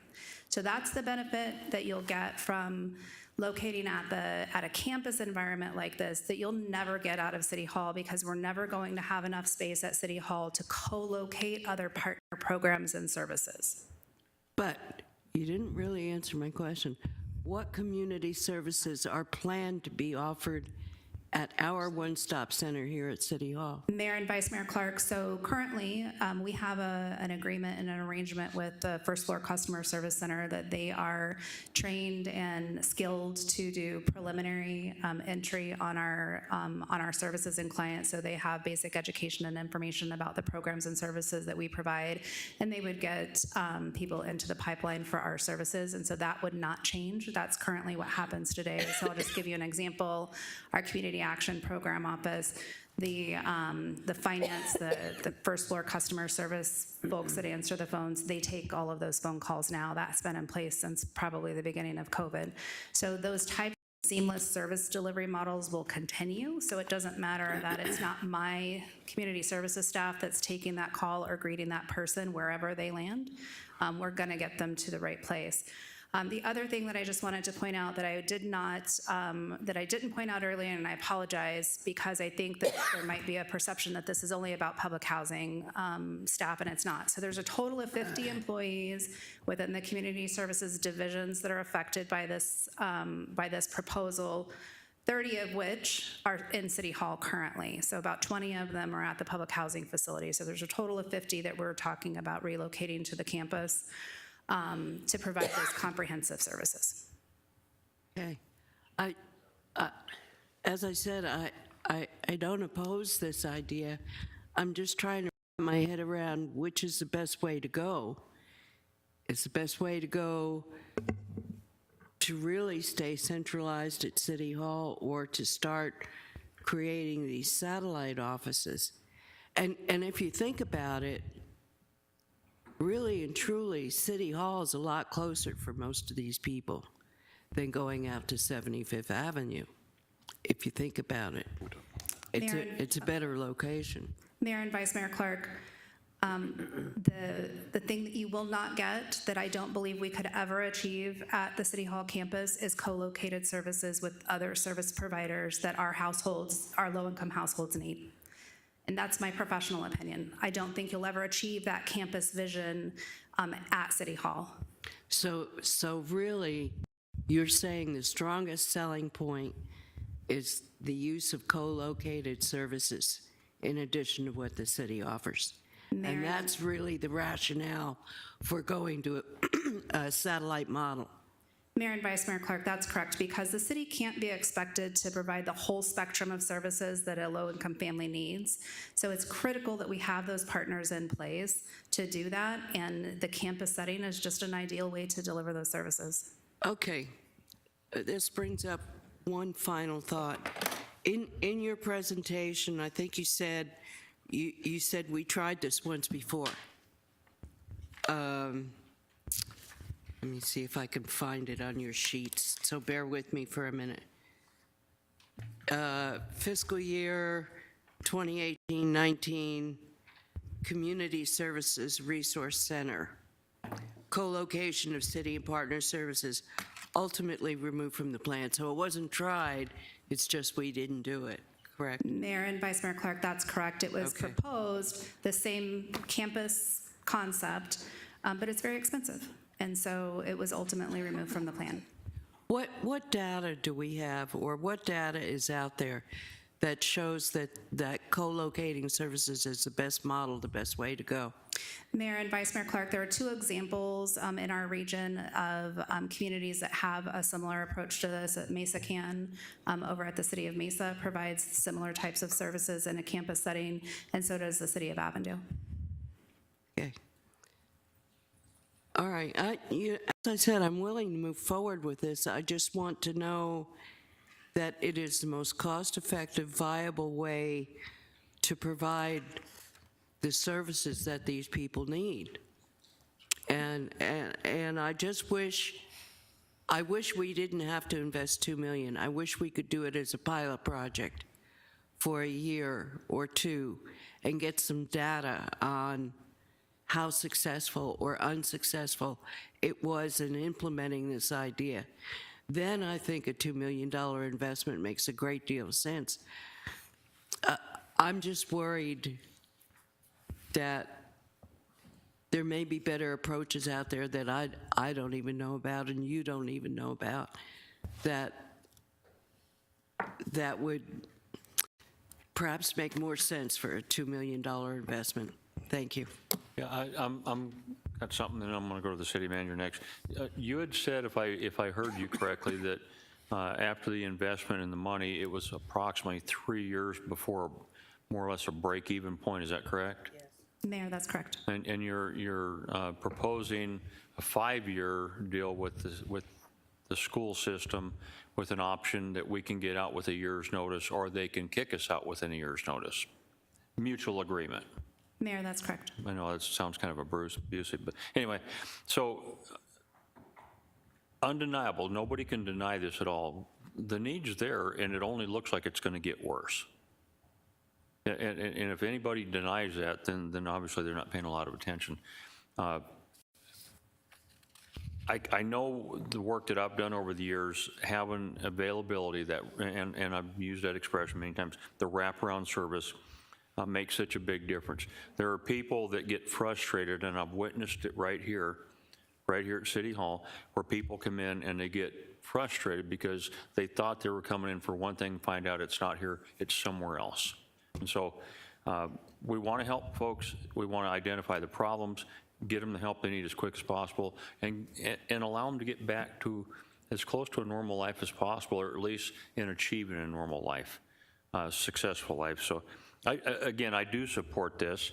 I wish that we didn't have to spend the money, but again, if we can get a return on investment in 4 years, we're spending less than what it would be here and getting better service, then I'm fully supportive of it. Mr. Phelps? Yeah, Mayor, members of council, first of all, thank you for your input on this. It's an important topic, obviously. Just two quick thoughts. One, I'm glad for institutional memory. I was reminded that the city did have in its CIP, had a project for kind of a consolidated services around this type of all of our functions. And in 2017, the number was 17 million, and we didn't have any identified sources of funding for it. We had tried some different grant applications and were unsuccessful. So the council had it removed. So that same project today in today's dollars, probably 25 to 28 million. So I think from a standpoint of creating a consolidated campus, this is relatively a high value proposition. But I would like to maybe just have Gene go back to slide 11. And I think this is really the vision, is when you look at the type of services, because what we know is rarely is it one issue of why a family is in the current situation.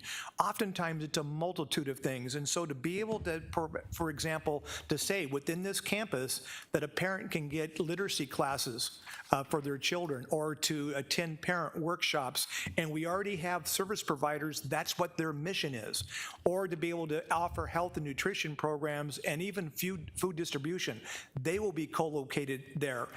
Substance abuse, mental health, some of the biggest issues that fight so many of our, difficult to serve community, those services will be there. And so what we try to do is by having this campus, they get familiar with everything that's there. They maybe aren't ready to go in and start talking about mental health issues the first time they walk into our place, or maybe one of the other service providers, but over time we think they will. So again, I think from a risk standpoint, the 2 million, what we didn't talk about here was that if an HVAC unit goes out, the school district's going to pick that cost up. If there are plumbing issues, they're going to pick that cost up. And so really for us just to kind of pick up our hard janitorial cost and go forward, I think the risk is really manageable. But again, I just want to focus on the vision that I believe that if we went out and asked the people that we serve, would you prefer to go to this location and have to go somewhere else for services?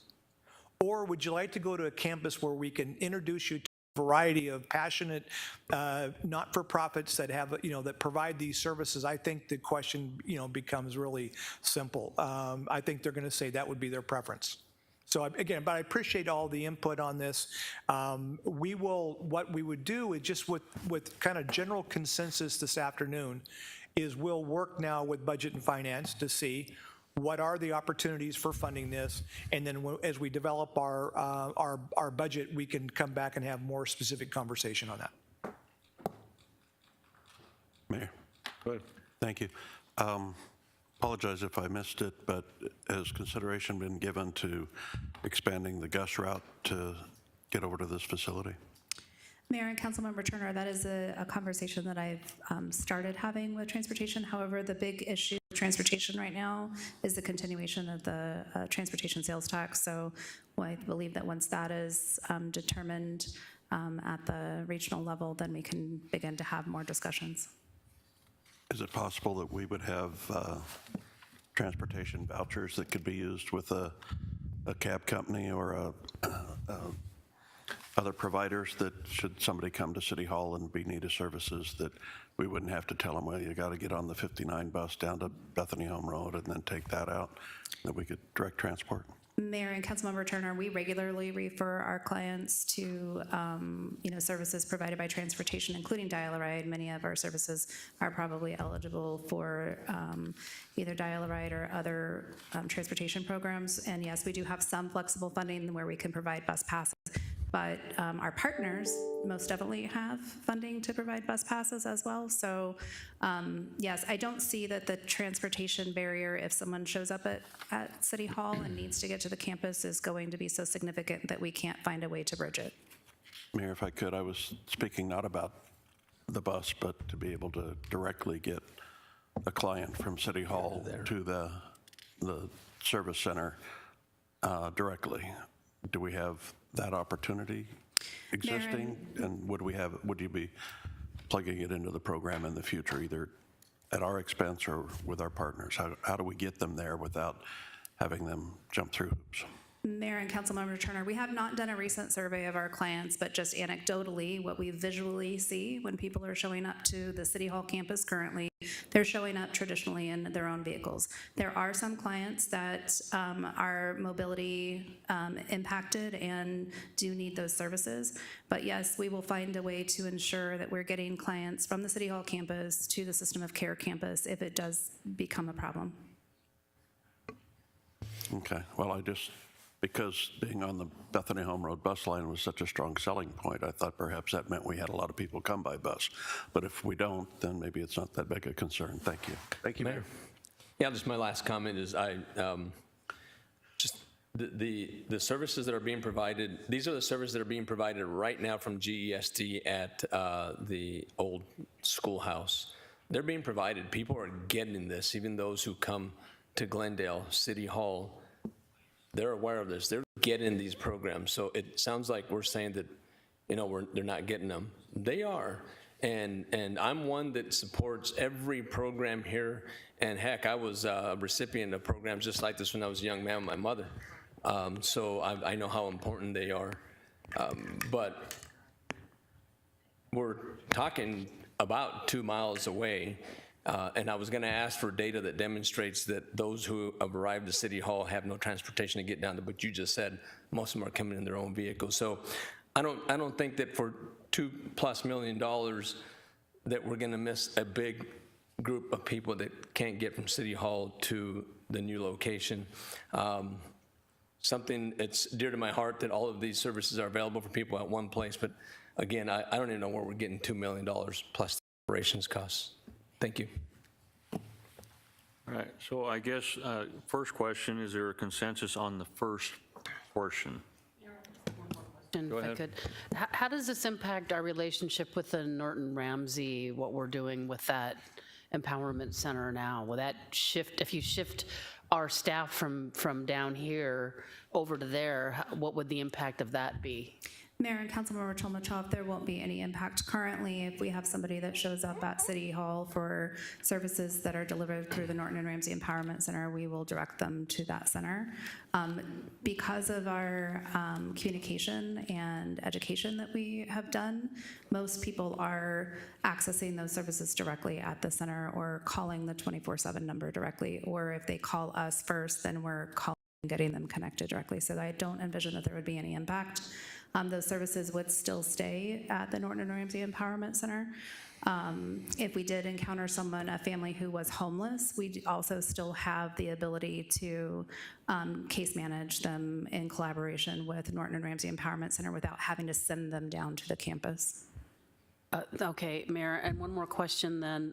The partner providers that are currently on the campus at Coyote Ridge, I don't see any connection to any employment or, vocational things like that. So where would that be offered, and where would the people have to go to be connected to those services?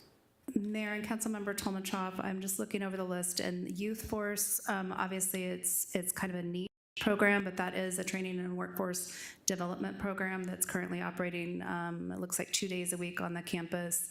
But additionally, one of the things that we're also excited about this opportunity is to bring our partnerships to bear for the campus as well. So we may be able to, with some of the other funders or some of the other organizations that we fund, to also have them on campus a couple of days a week to provide services. We're looking at, is there an opportunity to have community legal services on site to serve our clients? Different things that we've wanted to try in the past, but we couldn't because we were space restrained.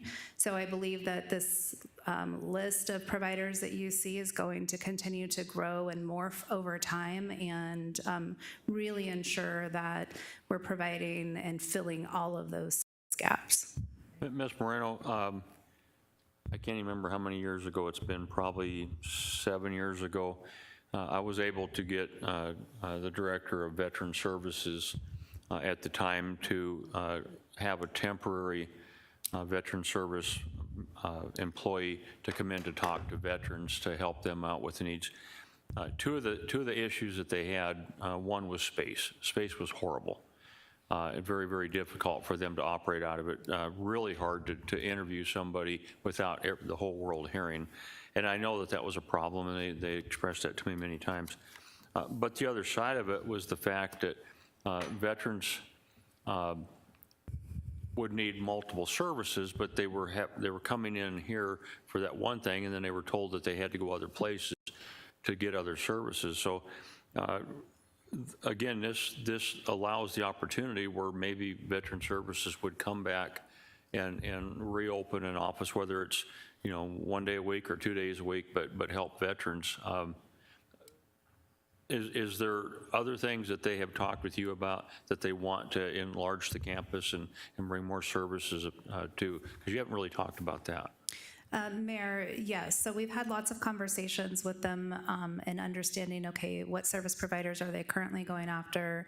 What are their gaps and how can we help fill those gaps? The one gap that they're still working is the medical and dental services. But if we decide to move forward and become a campus partner, I expect that we'll be a part of those collaborative conversations with all of the campus partners to determine, okay, we've got a need for this niche of service here. Like, who do we know that we can reach out to and see if they'd be willing to provide services at the campus? Obviously, that wouldn't be our responsibility to do that, but we would obviously work in collaboration with the campus director. Or if we are noticing that there's a service that our clients need that is not currently located at the campus, offering opportunities. I've already been making referrals to some other service providers, to the campus to say, hey, you might want to think about this campus as an opportunity for service delivery. Mayor? Yes. Thank you, Mayor. Jean, we already have under CDBG, don't we have a master contract with, who is it with? CAS or Phoenix Outreach? There's one master provider, right? Mayor and Vice Mayor Clark, you're referring to the master services agreement that's exclusive to providing services to people who are homeless. So the balance of the services that we provide out of community services are not for people who are homeless, but they're either at risk or experiencing some financial hardship or are current clients of our public housing programs. So what you're referring to is a very niche that would continue. Would that niche move over to this community care center? Mayor and Vice Mayor Clark, my initial answer is no, for two reasons. One, working with the population that is homeless currently or is ready to exit homeless requires some very specific expertise that I fully believe that CAS is an excellent provider for that. CAS and the Glendale Homeless Solutions Alliance, they're doing a fantastic job for us. So I wouldn't try to incorporate that into this campus because then you're just trying to do too much for too many and you're not going to be as effective. Okay, thank you. Okay, so back to question number one. Do we have a consensus on question number one? Yes. Yes. Okay, we do. Question number two, you want to? So question number two is really about putting a placeholder in the future CIP, placeholder for potential parking improvements of $1 million. I would envision that would be a couple of, in 2 cycles out after we've been on the campus for a little while and making sure that it works. And then to clarify, placeholder is nothing more than our intent may be in a couple of years we will want to do that, but this council certainly has their opportunity to change their mind if they want to do that. Mayor, that's correct. Mayor, for me, it would be contingent upon some solid data as to how well this program has worked, whether I would want to invest another $1 million in it. Okay, so consensus on item number 2. 2, 3, 4, yes, you have it. Thank you. Thank you. Council item of special interest, circle driveways. Mayor, members of the council, here to provide staff report on item number 3 is Deputy City Manager Rick St. John. What's your position on this? We can't stop people.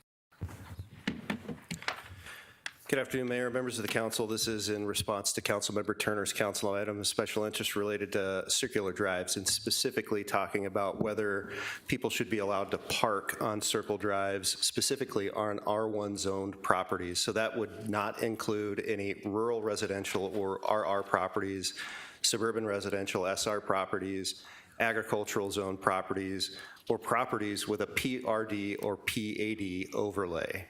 And some of the pictures that I have in the back part of this presentation will demonstrate some R16 properties that do have a PRD overlay, so they would be excluded, as at least I understand it from Councilmember Turner's request, to not allow parking on circle drives. So again, we are seeking consensus today on this item. Currently in the zoning ordinance and in the city code, so those are the next two slides, we do allow parking on semicircular drives. The zoning ordinance, as you know, is going through a rewrite currently, and so if this council were to elect to no longer allow parking on semicircular drives, it would not be a difficult lift to make that change in the zoning ordinance. And then, of course, as you know, amending the code is not a difficult task either. So those are two things that could have presented barriers, but don't really present barriers should the council go that direction. I will also say, prior to going into the photograph slides, that we did speak with our public safety partners in police and fire to find out if there had been any instances or circumstances they could recall where a vehicle parked on a circle drive created an issue for their service delivery, whether it was to combat a fire, provide EMS services, or some public safety police service that was being provided. And while I'm not saying that it never has happened, I couldn't find anybody in either of the departments who could tell me a time when they remembered that a vehicle parked on a circular drive created an issue. With that, we do have some examples of the circular drives that do exist in various areas of our community. And I will say, as you know, every district has circle drives, at least in part, as part of the residential properties. So these are examples of rural residential, and again, these would be excluded. These are not R1 zones, they would be excluded. This is R16 with a PRD overlay, so these two would be excluded. They would not be, people living on these houses would be allowed to park on these semicircular driveways.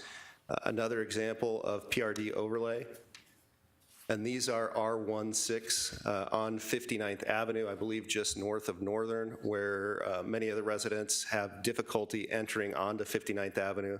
The circle drive does provide easier access, a safer access to 59th Avenue. If the council were to decide to not allow parking on that circle drive, I think you could see that they could still use it as a safe maneuvering area to get on and off of 59th Avenue, but we would not allow parking on that semicircular drive.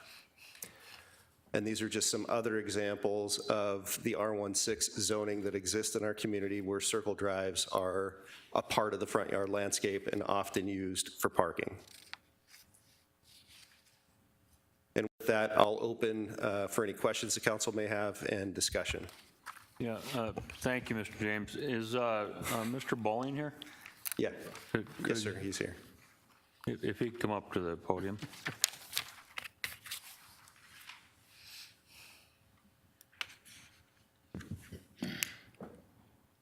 Mr. Bowling, I'm curious. To me, this to me just seems like a little overreach or a lot overreach. What is, in your professional opinion, what is your position on this? Is this something that you support or don't support? I understand that we have to make our own minds up, but at the same time, you have to enforce it. Mayor, we really don't have any problem with circular drives. Vehicles parked on circular drives generally don't create any blight in the neighborhood. Generally doesn't provide any parking issues. We get very, very, very few complaints. There's really only one individual that's turned in a complaint on circular drives, and that's because he really doesn't understand what the code is. So we don't get any complaints from residents, and we don't have an issue with people parking on circular drives. Okay. All right. Any other questions? Go ahead. Thank you. It isn't a question so much as a comment. I almost find this discriminatory. in that you can be in an R16 PRD and you're home free. And if you're in a regular R16, you're not. And to me, that is really, really unfair to a certain segment of the population.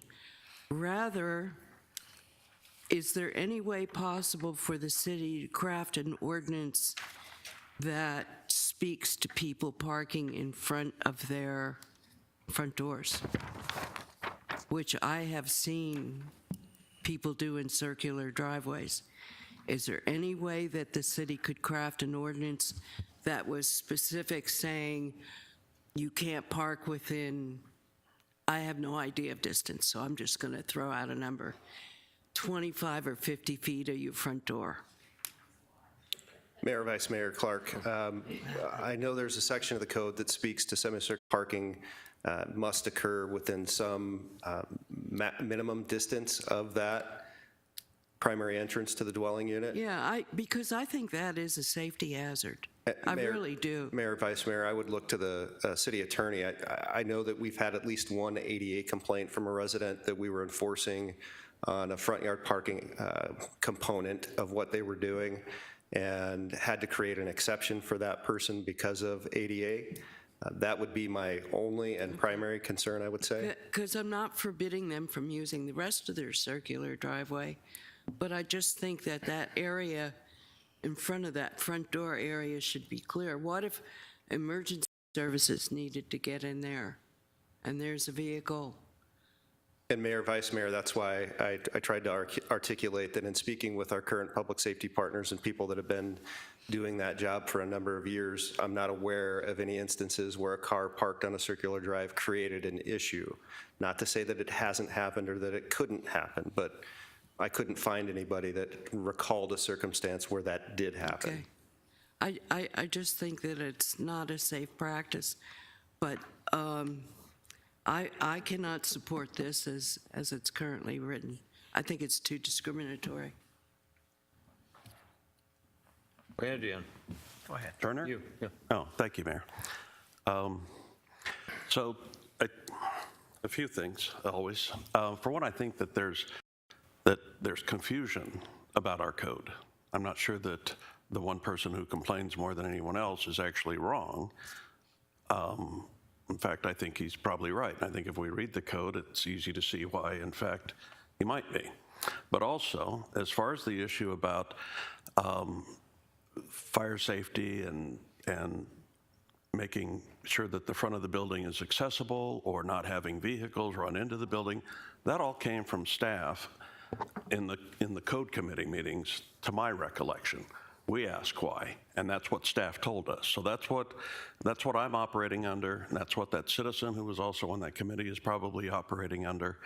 And then I think whether it causes blight or not is subjective.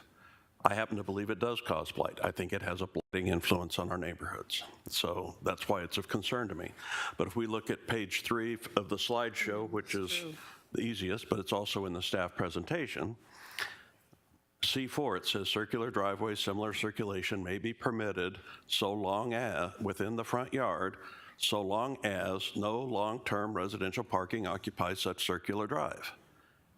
So it says no parking on circular drives. Now, we can quibble over what the definition of long-term is, and maybe that's something that could be clarified, but the code says no parking on circular drives. So it's not a question of should we prohibit it. It seems to me it's already prohibited. And then in the other section of code that's presented on page 4, I'm trusting, says all driveway parking or maneuvering areas within the front yard shall be prohibited from being located in front of any living space of a dwelling, except to provide direct access to a permitted garage or carport, or to allow the placement of a semicircular drive. Not a semicircular parking space, but a semicircular drive, which page 3 on the slide has already told us that long-term parking is not allowed. Now, I don't know if you have instructed code to interpret long-term as 60 days, 90 days, or 100 days, or if what it means, as the discussion that we've had on this so far is that it's one thing to pull up to the door and unload your groceries. and then go move your car, that's not considered long-term parking. But to be there day in, day out, or all night long would be considered long-term parking. So I'm just confused about the presentation. It seems to me our code prohibits parking other than short-term parking, perhaps, on circular drives. Now, we may want to, that seems to be our status. And the question really is, are we enforcing our code that way? Are we not enforcing our code that way? Or, in my case, do these words have different meanings than what I kind of think is their generally accepted meaning? Mayor, Councilmember Turner, we've never, in my knowledge, and I'll ask Mr. Bowling's been here 5-6 years, I think, in code enforcement, enforced parking on semicircular drives as illegal. I think that would be a change, and if that's the direction of the council, we'd be happy to make that change. But we had not interpreted the code, even through the Code Review Committee, to prohibit any parking at all on semicircular drives. And if I misconstrued what the Code Review Committee wanted, I believe in the discussions in the workshops that we had on those rewrites, I felt the direction was to allow parking on the semicircular drives, but not vehicle storage, of course. So, Mayor, if I may continue. Well, my recollection and my impression from the Code Committee meetings is 180 degrees different, but it's also a question of what does our code say? And our code says that parking on semicircular drives is not allowed. Yes, you can have a driveway in front of your house to be able to access your parking spaces, but as we discussed in the code meeting, a driveway is not a parking space. There's a driveway, there's parkways. You don't have, one is not necessarily the other. And the idea of, like the example of the 59th Avenue semicircular drive, so that they can safely exit their property without having to back into a busy street like 59th Avenue, makes perfect sense. But apparently under code's interpretation, it's okay to park on a semicircular drive so that you're parked, in essence, in most cases, parallel to the street. But if you put the same piece of concrete perpendicular to the streets, would that be allowed? Even though our code says you can't park on a semicircular drive, can you put a parking space right out your front door or right out your living room window and park on that perpendicular to the street? Mayor, Councilmember Turner, no. Right. So can you create the distinction for me in the code that says one's legal and the other's not? And why would it even make, where is it in common sense that says it's okay to park this way to your front door, but not park this way to your front door? It doesn't even make sense, and that's why it's confusing to our citizens, to me, and to, I think, the other people on the Code Committee. Thank you.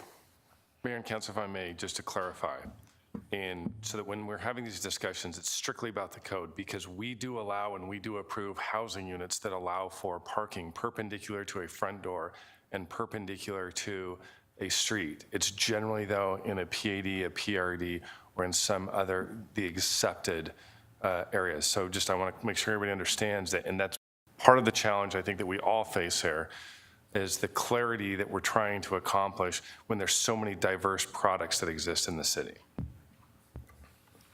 And Mayor, if I can continue, thank you. And the code went through all of that. We looked at dozens of pictures and drawings of different configurations of driveways and all of that. But it just is nonsensical that you could park perpendicular to your front door, but you can't park parallel to it, or vice versa, whichever way code's interpreting it.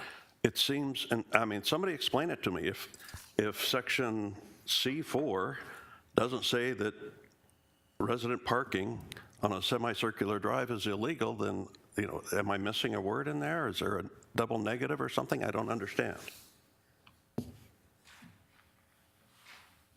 Mayor, Councilmember Turner, historically, this code was written in 1993, and historically, code had never disallowed parking on semicircular drives. Why that interpretation was made historically, I couldn't tell you. So, if I may, Mayor, the point is, apparently, the code says one thing, and code enforcement enforces or doesn't enforce differently. And that seems to be a common problem. And it's costing us the trust of our community.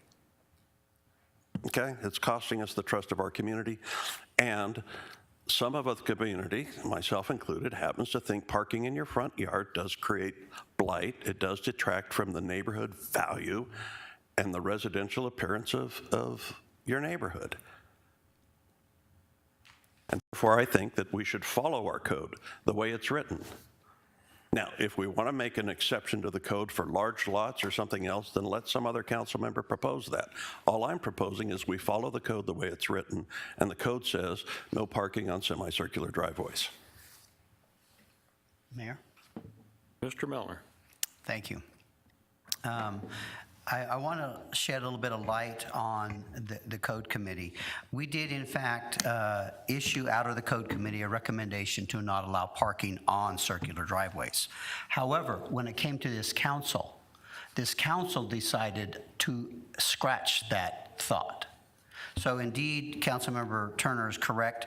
Our Code Committee did consider doing that to clarify the language and not allow it. But when we came to this council, there was enough discussion that the consensus was to remove that verbiage and to allow parking on semicircle driveways. Now, regarding the code, I just had a question on 5.312. Now, is that going to be part of the development code, or is that part of our nuisance codes parking? Mayor, Councilmember Turner, or I'm sorry, Councilmember Malnard, is currently part of the zoning ordinance, so it's the development code. So this is the development code. So this is still going to get revised, is that correct? Mayor, Councilmember Malnard, correct. It is under revision. Okay, and I would agree with Councilmember Turner. The verbiage is confusing to our residents, and I believe that verbiage is what causes much of the consternation in our city regarding circle driveways, and I believe that needs to be cleaned up in order to make that effective. I have always been told that what that referred to was long-term parking, meaning permanent, like putting a trailer on a semicircle or parking a vehicle on there and never moving it, is what was considered long-term. But I think we need to clean that language up, and I would recommend, and I'll be more than happy to make that an item of special interest to do that. But I know that the rewrite development code may have already addressed this, so I need to see what they have said and how they're saying it. The other question I have, this refers to in B only the 50% rule, but really we passed when we made adjustments with our code committee, one of the adjustments we ask is that parking be allowed on circle driveway if it doesn't exceed, on a smaller lot of 8,000 or less, 40% of the total frontage. And this says 50. Is the developmental code going to change that so that they are consistent between our rewrite of the nuisance code and the development code? Mayor, Councilmember Malnard, yes, it does. Okay.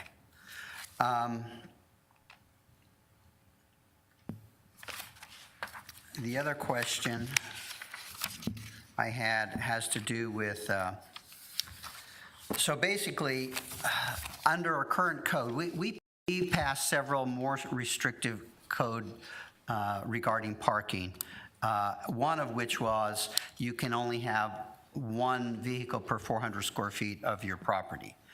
And the reason we did that was because people who had circle driveways and had a 30-foot driveway would park their RVs or ATVs, their boats, their cars, and everything else.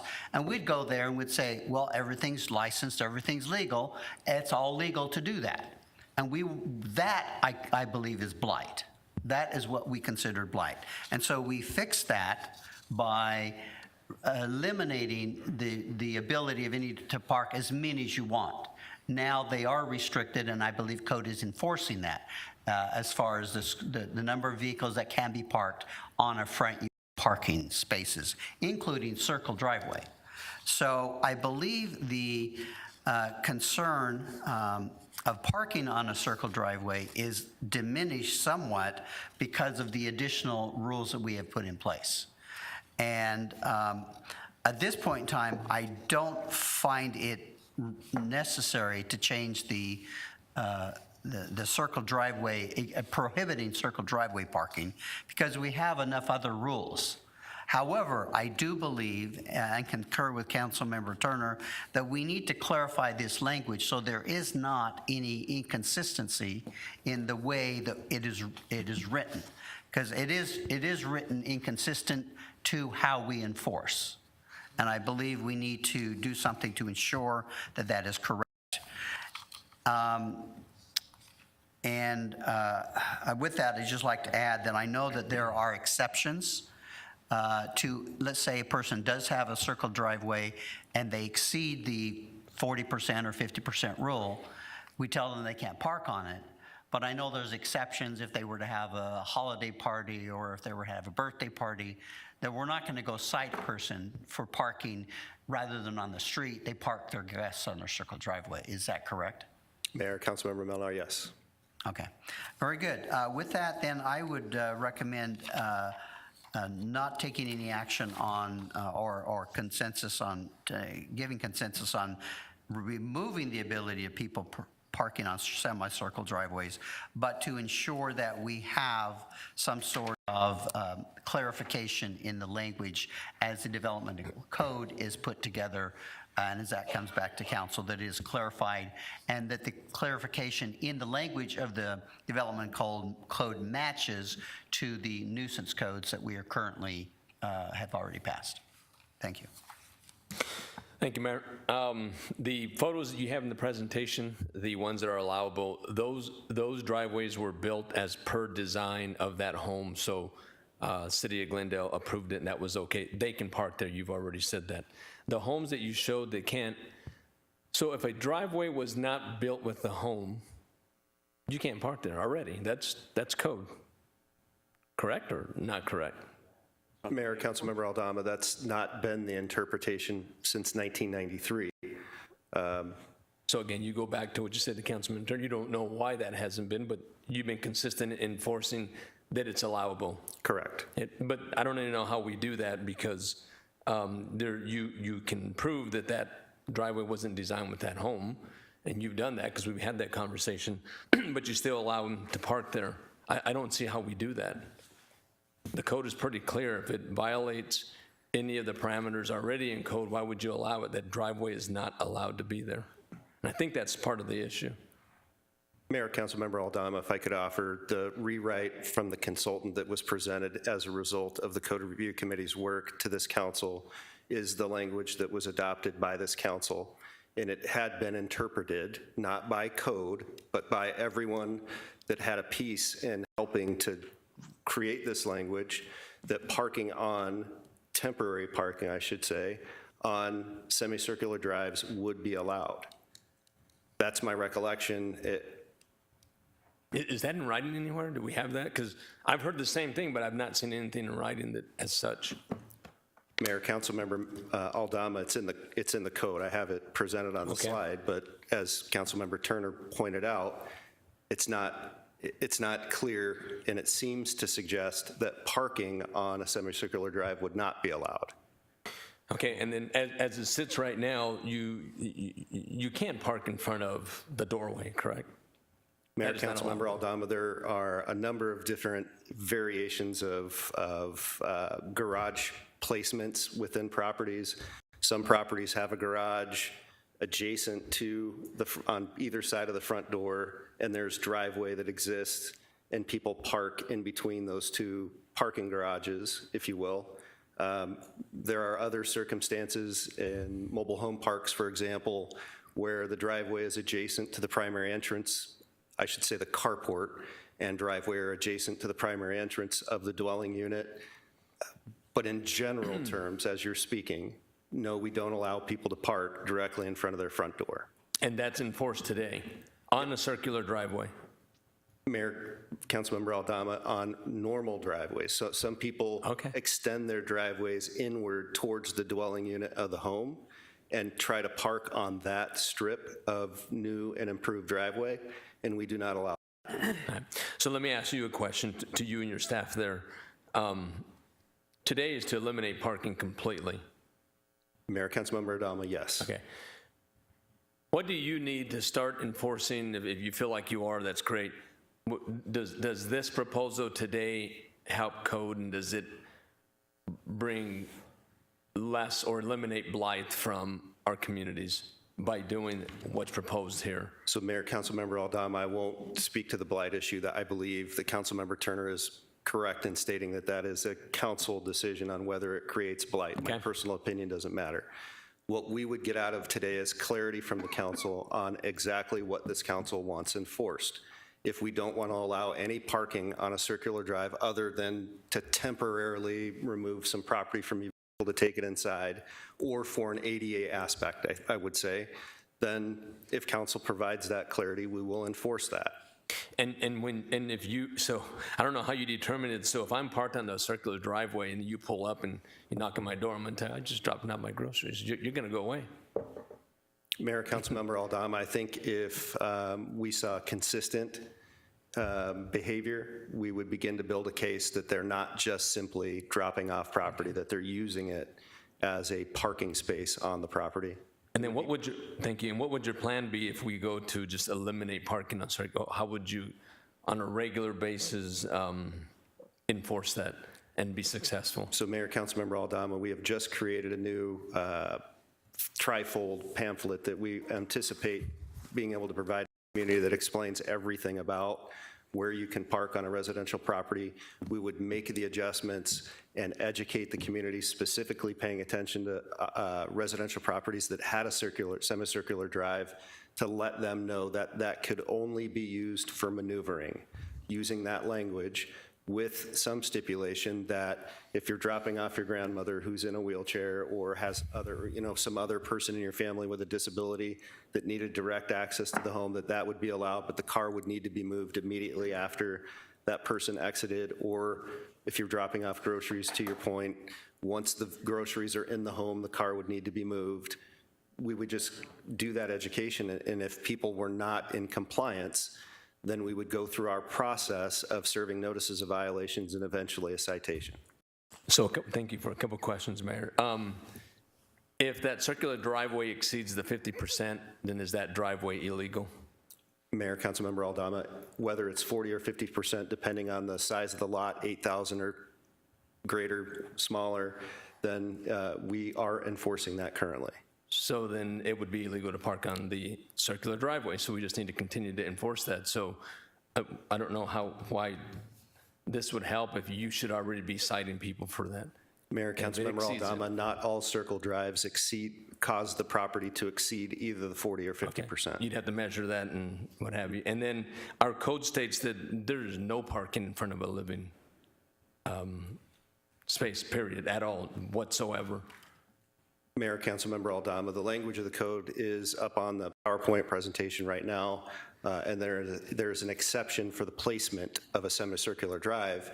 But to Councilmember Turner's point, and I don't disagree, it seems to suggest that's right, that is a maneuvering space, not necessarily a parking space. That is true. Okay, thank you. Mayor? Okay. Yeah, we're going to go ahead and go to you. I would ask all the council. Very clear. Start going through the chair, please, everybody. Go ahead. Thank you, Mayor. Gentlemen, council members, actually, I think what it really feels to me here, what we have is a situation of the tail wagging the dog. The code's not that unclear. It's just that somewhere along the way, code enforcement decided not to enforce the code. And they forgot to come to the council at that time and have the code changed if they didn't think it should be enforced. And that's created this problem that we have.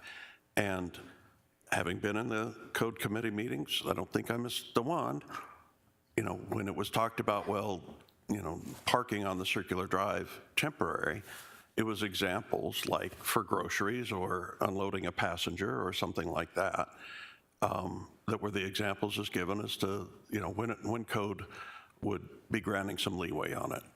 It wasn't a question of, that it was something that should be permitted day in and day out. Or, another example I think was for a party, an unusual situation, that would be a temporary parking location. But it's not the day in and day out or every night or RVs or whatever situation. And And I'm telling you, I feel, and residents of mine feel, and other people feel that it does create blight. And it is just, I don't see any logical value to saying you can park parallel to your house, but you can't park perpendicular to your house in your front yard. And that's what we're doing here. There's a reason we don't want people parking in their front yards. There's several of them, and I think that they're good reasons. And I think we should stick with them. Any other discussion?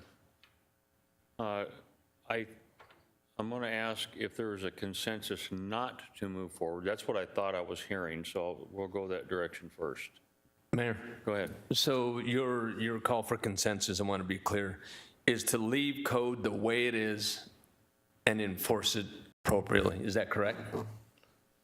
I guess that would be the other way of saying it, yes. Okay. Not to enforce the new one they're suggesting, but to leave it the way it is currently. Yeah, code should be left the way it is. We paid money for a consultant. We had a committee.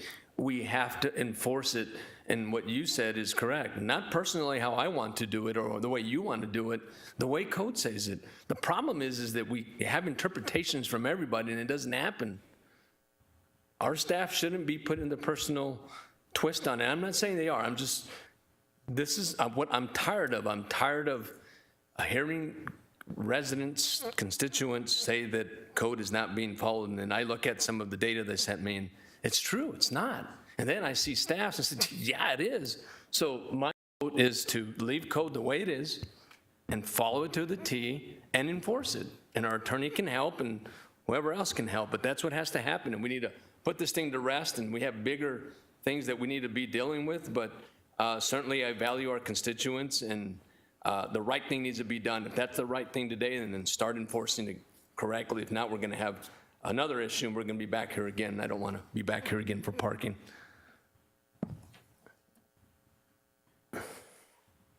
Okay, so I just want to be clear that the initial action that you were asking for, we're saying leave things alone, don't change. Mr. St. John. Thank you, sir. Sorry about Mayor, screwing your name up, but I don't know why I do that. But the question, and I have it up on the PowerPoint presentation, is does the council want to disallow parking on semicircular drives? That is the question. If the council decision is to do that, then we can create some cleanup language in the current code or leave the current code if the city attorney suggests that it doesn't need to change, that we can just begin enforcing that direction, then we will do that. If that is not the consensus, then I think Councilmember Turner is correct, and that and other council members, that the language does need to be clarified.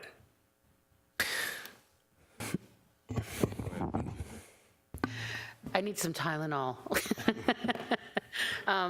So basically, we already don't allow. So you're saying is there a consensus to disallow, but am I missing the point? The code doesn't allow it. So we're just saying we want to enforce the code as it exists. Is that what you're asking us? Yes, enforce it. Mayor, I'm confused. Mayor and Council, Mr. Bailey. part of this is my recollection in that there was originally a desire to prohibit this. And based upon feedback, the feedback was we don't want long-term parking on circular driveways, but temporary parking or short-term is okay. And that was the goal of this. Because the challenge is we speak through hypotheticals, and let's just go through the hypothetical of a person pulling into their circular driveway. They get the groceries, get their first little, come back for the second, close the back, they run in, code happens to pull up and see it parked there. That's a citation. It's not. That is a citation based on the hypothetical that's been discussed, because when they have now abandoned the vehicle and they are now parking it. And so the problem becomes is that if there's the need for clarity, we probably need to step back and go back to some absolute positions in terms of, do you want it? And then if you don't want it, do you want to allow short-term? Do you want to allow long-term? But the initial response was to allow, the prohibition was no long-term resident parking. So, and I'm looking, you can't park there overnight. you can't park your utility vehicles there for extended periods of time. That was what the understanding was. And so if that's not the correct understanding, then we'll need to work through this. But based upon the direction you're now providing, where you are saying, don't change the code, just enforce the code the way that it is, that's what we've been doing. So, and if that's the case, then it's almost a sign that we do need to work on some clarity in the ordinance so that the council will understand, but we're probably not going to be able to do that right now. I do tend to agree with you, because everybody up here seems somewhat confused on exactly what we're giving consensus on. I would ask that maybe everybody would consider allowing the attorney to work out some verbiage. Our next workshop, come back and let's go with a consensus that makes sense, that we all understand without question. Mayor, I agree. The code, the way it sits today, works. It works. Enforce it right. And the other thing is what I said earlier, if you have a circular driveway and you're parked in front of a living space, you can't park there. Enforce it. That's it. And there's some cases that are not being enforced. Some, a lot of them are.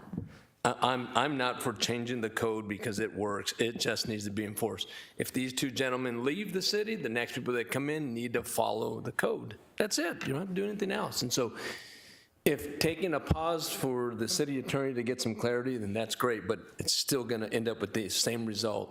Follow the code. That's it. That's all I'm asking.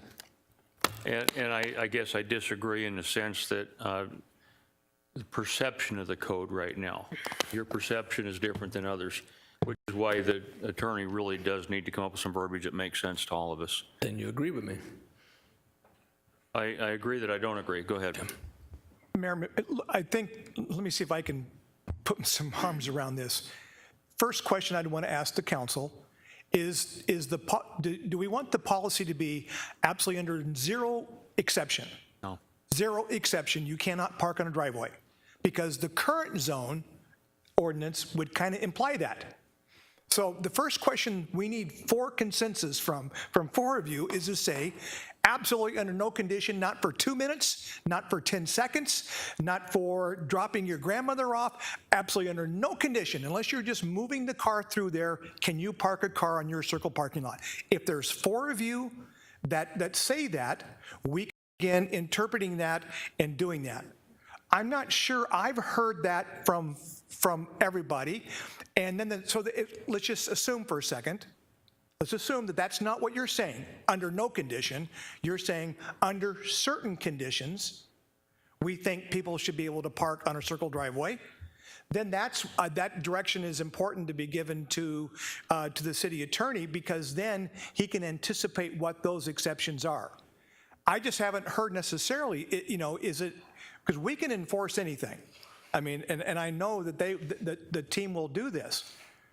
But if you've been parking your vehicle for the last 10 years and you have a wedding reception at your house and people come out to their car and there are 4 tickets for people who have parked in a circle driveway, and that's what the council wants to be done, then we can go hard exception.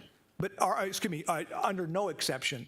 But I think that's what I haven't still picked up, Mayor, is whether or not, is there any kind of exceptions to it, or is it just 100% zero? Mayor. Thank you, Mayor. I'm also confused because it's what it says, the way the code reads now is that shall be prohibited from being located in front of any living space of a dwelling except to provide direct access to permitted garage or carport or to allow for the placement of a semicircular drive. So what about semicircular drives that don't lead to any garage or carport? I know that there are some, aren't there, that are literally so I'm just curious, I think that needs some clarification too, because how does that apply to the way the code, we're not gonna say you have to take the driveway out? I mean, we don't wanna ask people to take the driveway out, but if it doesn't lead to, and if we're saying we want the code enforced and the circular driveway does not lead to a designated parking place, then what happens to those people? Mayor, Councilmember Tom Choff, the code allows for the placement of a semicircular drive for maneuvering would be the interpretation. Okay, all right, thank you. Mayor. Go ahead. So, to the manager's comments, we don't need to go to hyperbole here. I mean, we have state and federal laws that have zero tolerance, murder, sexual assault, things like that. But our city code is not full of zero tolerance type regulations, and our code department doesn't enforce like that.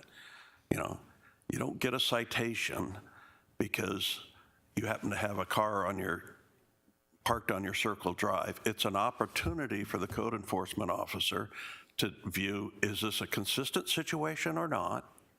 And to have a conversation, and even if you get something to start with, it's not a citation, you get a warning, you get a corrective informational notice, you get an educational opportunity. You don't get hauled off to jail or, you know, this is not how our code works, it's not how code enforcement works. It's just that we have a code that is consistently not enforced. Consistently not enforced, not even the educational opportunity of saying, hey, the code says you can't park in front of your house, because that's what it says.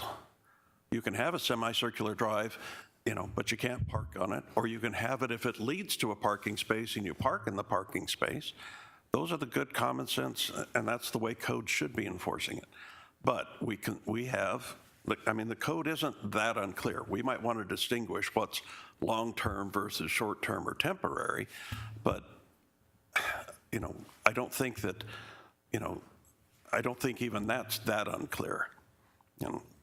So it's just, here's what the code says. Our codes committee supported it, and I think our code enforcement department somehow wandered astray years ago, and it's just time that they come back and enforce the code the way it is, particularly in our regular neighborhoods.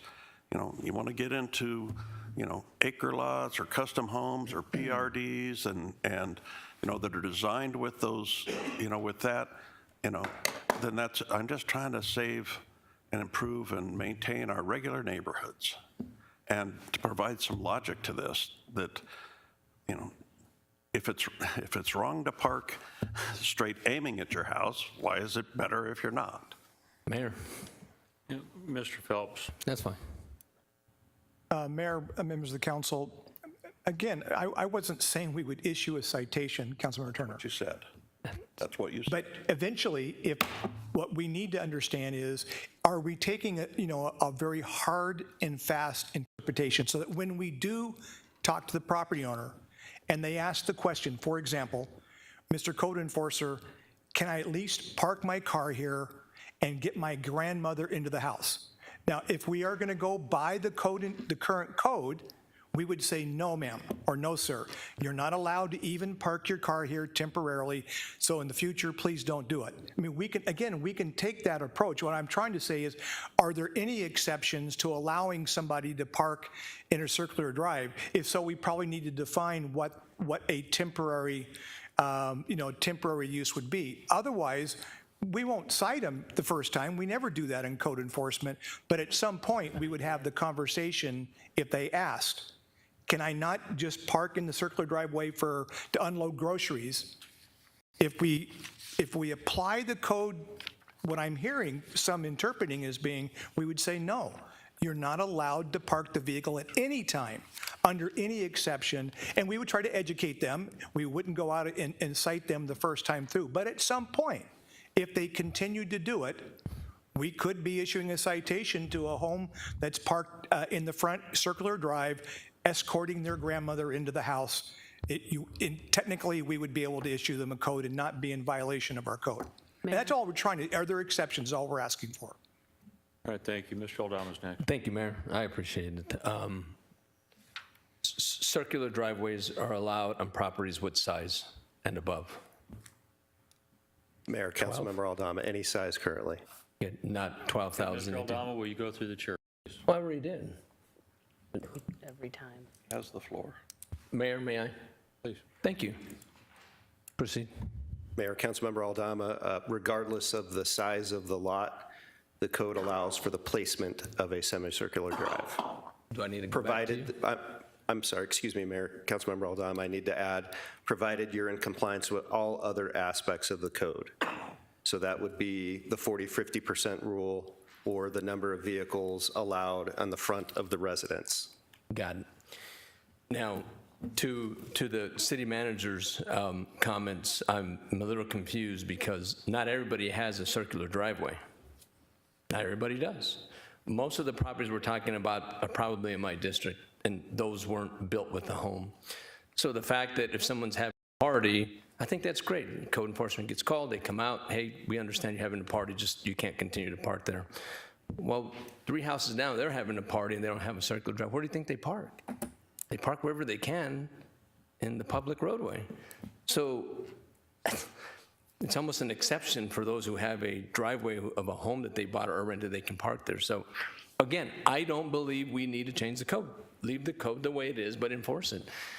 I do feel what the mayor says, just get some information that'll give them clarity and let's move on. We don't need to change it. It works. I'd like to see our code staff bring some examples when they come back on where they've been, I guess, blamed or accused of not enforcing, and then when you enforce, so we can see the difference. That's what I'd like to see. Thank you, Mayor. Why couldn't we have, if somebody needs a variance from our code, we have a process for that. They go to the Board of Adjustment and they ask for a variance. And then they're given an exception to what the code is. And if they have somebody's in an accident or something and is not, they need to be able to park, right? I mean, why couldn't we just manage exceptions to the rules, which you're gonna always find exceptions to any rule, and manage that through the Board of Adjustment, say, I'm now disabled, I need to be able to park here, and run it through the Board of Adjustment, they get a variance, and they're allowed to park there. I mean, we have a way to do this kind of stuff already. It's expensive, though. I don't know if anybody else thinks that would work, but if somebody needs, or maybe you move in your elderly mother or your father or somebody and you need to be able to park there, you can apply for a variance for all kinds of things through the Board of Adjustment. This wouldn't be an exception to that. And then just enforce the code the way it's written and offer an opportunity for people to have a variance if they have a reason to need a variance for it. Mayor. I'm sorry. Thank you. To Councilmember Tom Machoff's point, I don't know about going a variance, but so if we left it the way it is and we continue to enforce it, we get some clarity. If somebody was handicapped or in a wheelchair, if they had their permit, which you can go get through a medical process, do we have that exception right now, or could we create that? Mayor, Councilmember Aldama, and to speak to Councilmember Tomalchoff's point, the rewrite of the zoning ordinance, which is what the Board of Adjustment speaks to, mirrors the language that exists in the code that was adopted by council in June of 2021, which is the language here on the screen for subsections C and D. C deals with lots larger than 8,000 square feet. D deals with lots smaller than 8,000 square feet, but it is the same language as it pertains to semicircular drives. So they could go through the processes that are in place under the zoning ordinance to obtain either an interpretation from the planning administrator who can waive up to 10%, or they can go through Board of Adjustments for a variance. Those processes are in place, will remain in place with the new UDC zoning ordinance and entire development code. What I will say I really am trying not to be argumentative about this. I'm just telling you why we've been doing what we've been doing, because there's a lot of communication to me that there's belief that code isn't doing their job the way this council would like code to do their job. The way this is written, it says all parking areas within the front yard, with the exception to allow for the placement of a semicircular drive.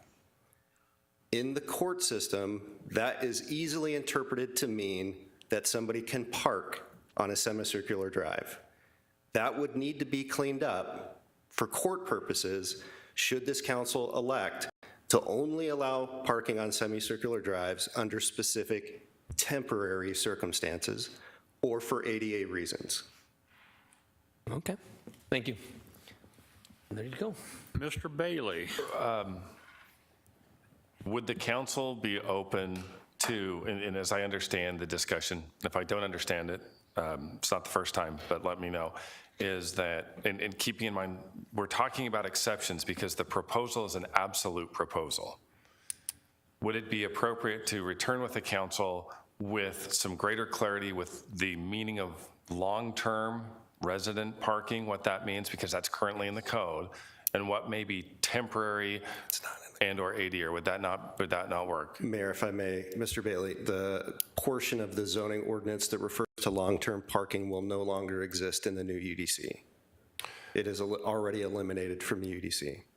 And so in the UDC, it'll just be parking then? In the UDC, I'm sorry, Mayor, Mr. Bailey, in the UDC, it'll have the exact language that's on the screen currently, which is the language from Chapter 24 adopted by this council in June of 21. So we need to change that. Mayor and council, if there's the need for clarity, that, and I'm trying to help come to a conclusion to the discussion, if I may take that liberty, to direct me to create some work product to come back. If it is a change that needs to occur to 24 or to 5.312, there is a desire for clarity, I think, because there's what's kind of forcing this conversation is a question of absoluteness. And I think that question's been answered. The challenge becomes, or what are the exceptions?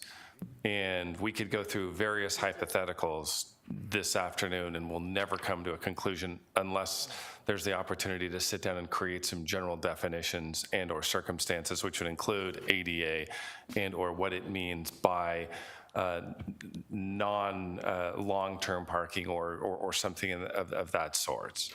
And to Mr. St. John's point is, as we move forward, if there's language that's desired, the UDC has not been approved yet, and that could be incorporated at this time so that we would actually have the direction from the council to put that into the new UDC.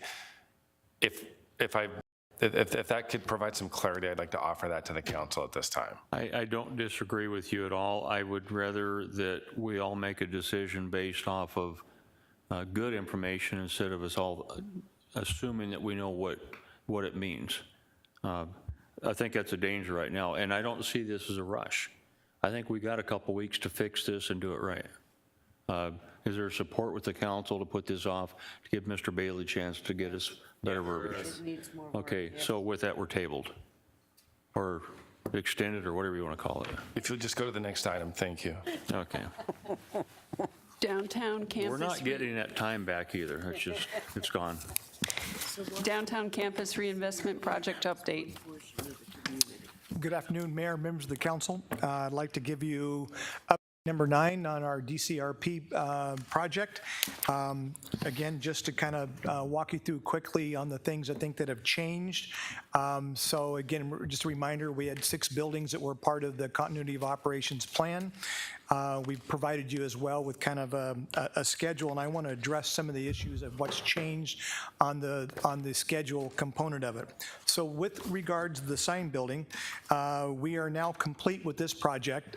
So that's new from my last report, and so both the city attorney's civil side and code enforcement have all moved in. I really encourage you, if you haven't had a chance to see it, it is a secure building, so you'll need to work probably through either through Michael or through facilities, but I think it'd be great if you had a chance to go over and walk through the building. But it was completed, and we did stay within the budget that we had projected. The media center, we have revised the schedule just slightly, and what we're looking at now is we believe it'll be completed somewhere in the area of May through June, and that originally we had thought would be completed in March. We're continuing to kind of do sizing of furniture to see how it fits, to make sure it's kind of, we have a fixed amount of space, and we're trying to, and a fixed number of people that need to move into that space. We're just working through all the details, but it is still progressing. The adult center is now 50% complete through here. Again, originally Our schedule was through February of 2023. This has been pushed back now to April of 2023. There were a couple things that came in on scope changes that had to be made. For example, an issue around unisex toilet had to be dealt with. Currently, we believe that both the scope and the budget have a cautionary light. If you can look up in your left-hand corner, we're still working through all those issues. But at this point, we believe that it'll be completed somewhere in April here in the next 2 months. We don't think this is going to affect our operation. Both HR and finance have desired to wait until May to move in to some of these facilities just because we're in the middle of the budget season. Regarding Gripstick, it is completed and it has been within budget. The airport as well, all of the furniture and everything is completed, and it came in within budget as well. The Bead Museum, if you recall, last business meeting, you guys approved an increase to the budget to make this project going forward. We expect to see construction fencing going around the Bead Museum sometime in the next week or so. So that project is now moving forward, and we are now believing that it will be completed sometime in August, is the new updated schedule for completion. The same on the annex. We now believe that the annex will be pushed back until sometime in August. But again, now that we have the authorization with the action you took at the last business meeting, construction is moving forward. In terms of the overall schedule, we did send you a memo regarding the community outreach.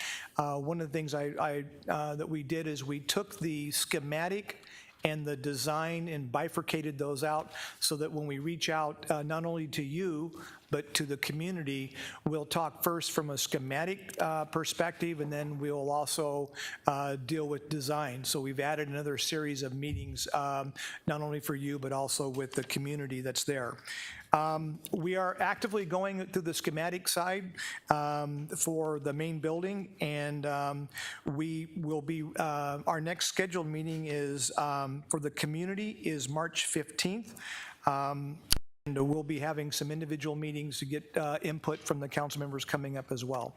And so with that, I'll be glad to answer any questions you might have. Go ahead. When will that information or something to send out to residents for us be available for that March 15th meeting? Because tomorrow is March 1st. I'm not, we'll get information, Mayor, Councilmember Tolmachoff, we'll get information on the schedule for the outreach. That we can put a notification in our newsletters and, okay, thank you. Mayor. Go ahead. Thank you. Mayor, Mr. Phelps, at the Media Center, so this is the first Mayor, this is the first I've seen a floor plan. And the concept has been the fourth floor would move over there. So who all, I mean, yeah, I guess who all's housed here at the Media Center in this floor plan? Mayor, Councilmember Turner, or Councilman Turner, so what will be located, well, actually we're taking 2 floors there at the Media Center. One floor will be for the legislative branch, which will be a space for the mayor and council and their assistants, including some conference room spaces. And then on the other floor will be primarily the city manager's office, and will be located on the other floor. Mayor, Mr. Phelps, so I guess that's my confusion, is we're only seeing one floor of the floor plan at the Media Center? Thank you, Mayor. Mayor, members of council, Councilmember Turner, we have the schematic done. We'll get a copy out to you. Any other questions? All right, thank you. You're still up. City Manager's report. Well, now that the Super Bowl is over with, we, of course, can take a collective sigh and kind of relax for a little bit because nothing else is going on in the city of Glendale, which is not the truth. Actually, even though we had a very busy month in in February, March is looking to be incredibly busy. In fact, the entire spring is. And so we are getting ready to kick off our annual Glendale University. Our Live at Murphy Park series is well underway in terms of the planning and execution. Paris in the spring in Catlin Court will be taking place. The Glendale Folk and Heritage Festival will be taking place. The opening of Tiger Woods Pop Stroke at Westgate will be happening next month. And and by the way, we have spring training going on. So as you can see, it's we're just kind of going from a very busy time in February to an even busier time in March. Now, on top of that, the Desert Diamond Arena is going to be hosting Mark Anthony, the Harlem Globetrotters, Carrie Underwood, and several other concerts. State Farm Stadium will be, in the month of March, will be welcoming back the Mecum Auto Auctions, which has been a huge success there for several years and gets a huge attendance. We have 126,000 Swifties that'll be coming. Now, that's not a mop that cleans your floor. A Swiftie is a person who follows Taylor Swift, and she's kicking off her worldwide tour in Glendale. If you can imagine, this is a big one because they had all kinds of issues with ticketing across the country because of all the demand. But they are starting the concert here in Glendale, 2 sold-out shows, 126,000 fans will be here. And so, again, that is just a short list. We have a number of things. Our library it has many programs going on, as well as other city facilities. So again, just it's going to be a busy spring here. We keep keeping everyone certainly very active. And that concludes my report, Mr. Mayor. And the city attorney left because I guess he had nothing. I guess. Maybe we should just make him give his report tonight at our voting meeting. All right, council items of special interest. Councilmember Oldama. None at this time. Councilmember Hugh. None, Mayor. Councilmember Melner. Nothing today, Mayor. Councilmember Tom. Nothing today, Mayor. Councilmember Turner. Not today, Mayor. Vice Mayor.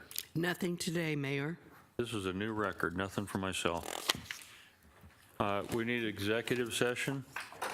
Yeah, motion to go into executive session. Second. I have a motion and a second to go into executive session. Any discussion? Hearing none, all in favor, vote aye. Aye. Any opposed, vote nay. Bears the ayes have it, do have it. We are recessed.